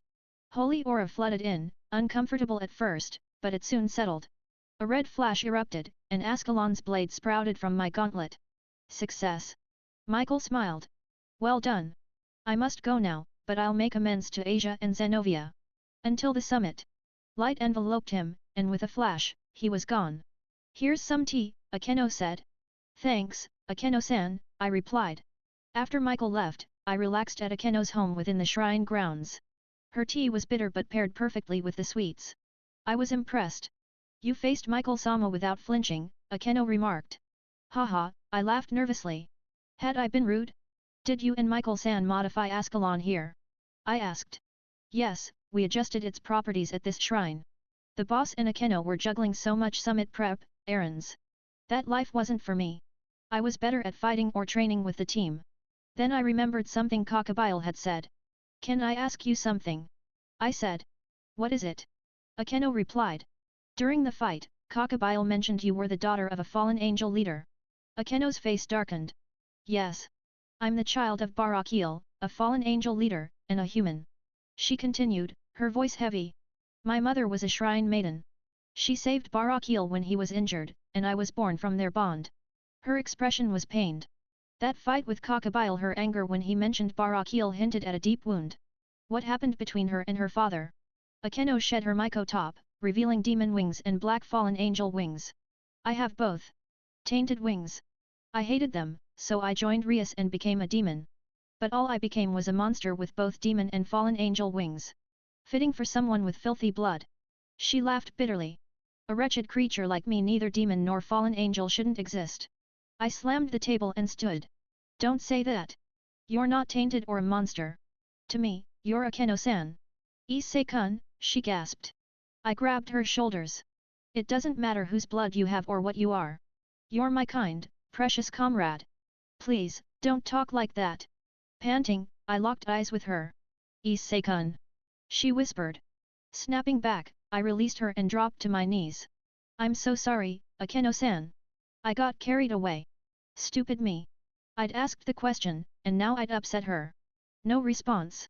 I glanced up. Akeno was crying. Oh no. I made her cry. I bowed deeper. I'm sorry. Please forgive me. Issei-kun, she called. Why yes. I stammered. Those words. I just wanted you to understand how I feel, I admitted. I didn't want her to blame herself anymore. But I could have worded it better. Her hand touched my cheek. Issei-kun, look at me. I sat up, facing her. She leaned closer and hugged me. Akeno-san. I mumbled. Thank you, for accepting me, she whispered. Accepting? You've always been important to me, I said. Say that, and I might take it seriously, she teased. Seriously? What did she mean? She whispered in my ear, when we're alone, can you call me Akeno? Isn't that disrespectful to a senior? I hesitated. Is it too much? She asked, her eyes glistening. How could I resist those pleading eyes? Akeno. I tried. I'm so happy, Issei, she exclaimed, hugging me tighter. She was adorable, not her usual elegant persona, but a regular girl. And her chest pressed against me, soft and bare beneath her loosened clothes. Heaven. Then came the ultimate bliss, Akeno's lap pillow. She stroked my head, a soothing contrast to when I pat Miu or Asia. Her thighs and hands felt incredible. I started to doze off. Does it feel good, Issei-kun? She asked. Amazing. So relaxing, I'm getting sleepy. I murmured. It's okay. Rest on my lap, she cooed. My eyelids grew heavy, and I drifted off. Later, the boss caught me sleeping on Akeno's lap. Let's get moving, Rias Gremory, the club president, declared. The members of the Occult Research Club nodded in unison, gathered in their club room. Today was the day of the Tri-Faction Summit. I glanced outside earlier, and a formidable barrier enveloped the entire academy, ensuring no one could enter or leave until the meeting concluded. Worse, armies of demons, angels, and fallen angels were stationed just outside, their presence heavy with the threat of war. Please, let's not have this negotiation collapse into chaos. I know the leaders' personalities well enough to hope it'll be fine, but still.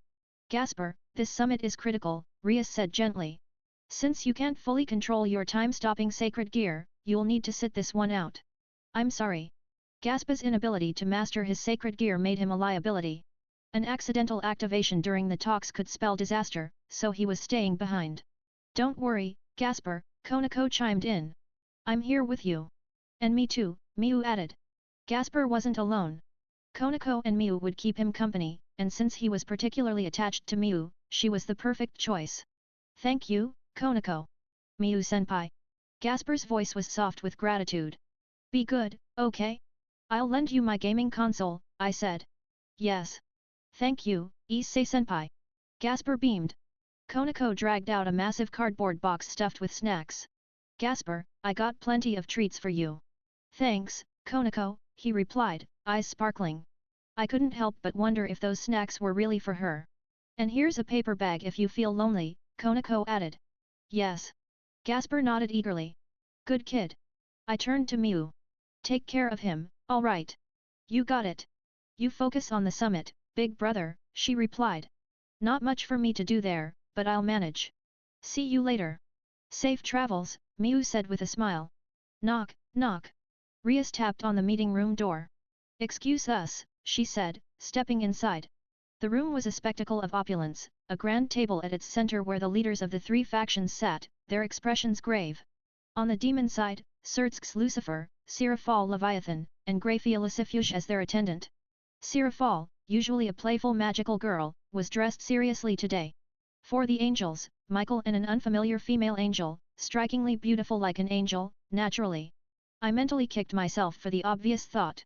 The fallen angels were represented by Azazel, Vala the White Dragon Emperor, and Rainaray. Rainaray caught my eye and flashed a cute smile. Vala glanced my way too, but I wasn't interested in his stare. My sister and her retainers, Sertsk's introduced, gesturing to Rias. They played a pivotal role in thwarting Cockabille's attack. Rias bowed politely. Thank you for your efforts against Cockabille, Michael said with genuine gratitude. Sorry about that. My guy Cockabille caused some trouble, Azazel said, his tone casual, almost flippant. Rias's eye twitched at his nonchalance. Smack. A sharp sound cut through the room. Rainaray had whipped out a paper fan and struck Azazel's head. Ow! What the hell, Rainaray? Azazel yelped. That's our line. Our faction caused the mess, so show some respect. Rainaray snapped. You didn't have to hit me. Azazel protested. Shemhazai ordered me to smack you if you acted out, she retorted. That jerk. Azazel muttered. The tension in the room dissolved into awkward chuckles. Sertsk's was outright laughing. Was this really the vibe for a serious summit? Azazel's crew is always a riot, Sertsk said, still grinning. Give me a break, Sertsk. It's been like this non-stop. I'll keel over from stress one day, Azazel groaned. Oh, and you owe me 1,050 yen for that ramen. Whoops, my bad. Got change for 50 yen. Sertsk replied, pulling out his wallet. Hang on. Here you go, Azazel said, handing over the coins. What were these two even doing? Ramen buddies? They're supposed to be enemies. Sertsk-sama, care to explain this unauthorized outing? Graphia said icily. Governor, I'll be reporting this to Shemhazai, Rainaray added. Both men froze, sweat beading on their foreheads, silenced by the women's sharp words. Let's begin the summit, Sertsk said, as if nothing had happened. Seriously? Starting now, after that circus? Sertsk scanned the room. As a premise, everyone here acknowledges the absence of God. No one objected, the truth was common knowledge among them. Then let's proceed on that basis, Sertsk said, officially opening the Tri-Faction Summit. The leaders dove into complex discussions about the fate of their factions. Honestly, I couldn't follow most of it. World affairs weren't exactly my forte. Important? Sure. Comprehensible? Not really. Bored, my eyes wandered to Rias and Akeno's impressive figures. Zenovia and Rainaray weren't lacking either. Asia's been growing too. Man, I just wanted to. And that concludes the report on the incident involving my retainers, Rias finished. I snapped out of my daydream. Akeno leaned in, giggling softly. Issei, you've been staring at everyone's chests. Caught red-handed. If you're that curious, maybe I'll let you cop a feel later, she teased. Really, Akeno? I whispered, heart racing. No way, Rias cut in sharply. Akeno, stop tempting him. Ouch, shot down. Sertsk turned to Azazel. Your thoughts, Governor, on this report? Azazel smirked. Cockabille's stunt was his alone, handled by the Red Dragon Emperor and later the White Dragon Emperor. He's been sentenced to eternal freezing in Cocytus, already half dead from Issei's beating. The details were in the report I sent. That's all. Michael sighed. That's a bare-bones explanation, but I understand you personally have no desire for conflict. Correct. Yeah, war's not my thing. Cockabille trashed me in his rants, didn't he? Azazel said. Sertsk and Michael nodded. I remembered Cockabille's venom toward Azazel. His disdain was clear. Knowing Azazel's laid-back, sacred gear-obsessed nature, I believed he meant it about avoiding war. One more thing, Azazel said, shifting topics. I'm curious about something off-topic. Red Dragon Emperor, who are you? All eyes turned to me. Great. Vala told me enough, but Cockabille's state spoke volumes. Not many could wreck him like that, Azazel continued. Indeed, Michael added. For a low-class demon to defeat Cockabille, even with the Red Dragon Emperor's power, is astonishing. Issei Hyoudou, how did you do it? The room's attention pinned me. We investigated you, Azazel said. Before becoming a demon, you were an ordinary high schooler. Normal parents, no supernatural lineage. Yet you've reached Balance Breaker and taken down Cockabille. How? I hesitated. I trusted these people to keep quiet, but information leaks. If Miu's otherworldly origins got out, she'd become a lab rat or worse. I swore to protect her from that pain. As I struggled for an answer, Azazel waved it off. Never mind. If you don't want to say, that's fine. Everyone's got secrets. His understanding tone showed why his subordinates trusted him. Thanks, Azazel, I said. He turned back to the others. Let's wrap this up. I'm done with tedious talks. How about a peace treaty? That's what you all want, right? The room gasped, except for me and Vala. Vala looked bored, only perking up when I was mentioned. I wasn't shocked because I assumed peace was the goal. Why were they surprised?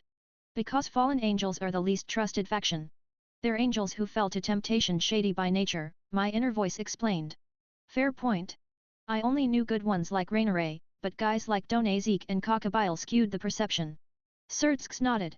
I was about to propose the same. As was I, Michael added. With God and the Demon Kings gone, there's no need for conflict. Asia and Zenovia's faces darkened at the mention of God's absence. Their faith made the truth a bitter pill. Azazel turned to us. Red and White Dragon Emperors, you hold power outside our factions. Vala, your thoughts? Fighting strong opponents is all I care about, Vala said bluntly. Battle maniac. Azazel looked at me. Issei, what do you want? Peace, I said simply. I just want to live happily with everyone. No more wars. And maybe some spicy moments, but I kept that to myself. Michael stood, addressing Asia and Zenovia. Asia Argento, Zenovia, I failed you, causing you pain. I'm deeply sorry. He bowed, shocking everyone but me and Akeno. An archangel apologizing to low-class demons was unheard of. Zenovia smiled. Please, Michael-sama, raise your head. I have regrets from my church days, but I'm content as a demon. I'm happy too, Asia added, clasping her hands. I've met so many important people. Michael's face softened with relief. Thank you for your kindness. Sertsks turned to Azazel. You've been collecting sacred gears, haven't you? It's my hobby, Azazel admitted. But it's also to counter a certain threat. What threat? Sertsks pressed. Before Azazel could answer, I bolted to the window. Enemies! I shouted. A chill ran through the room. I sensed a familiar sensation. Gasper's time-stopping ability. The old school building. Why there? Scanning the room, some were frozen, others unaffected. Sertsks, Sirafal, Grafia, Azazel, Michael, and Vala could move. Among our club, only Rias, Yueto, Zenovia, and I were free. The higher powers among us are immune, Azazel explained. Rias's knight likely resisted due to his holy sword, and Rias, you were touching Issei's Red Dragon Emperor power at the right moment. Outside, black-robed figures magicians attacked the frozen guards and facilities. Sertsks cast a barrier around our building. This should protect us. We're under attack, Azazel said. Time's stopped, guards are down, and few can wield that power. It points to Gaspas being used by terrorists. Rias exclaimed. That's unlikely, I said calmly. Why, Red Dragon Emperor? Azazel asked. Because Gaspas with my sister, Miu. She'd never let that happen.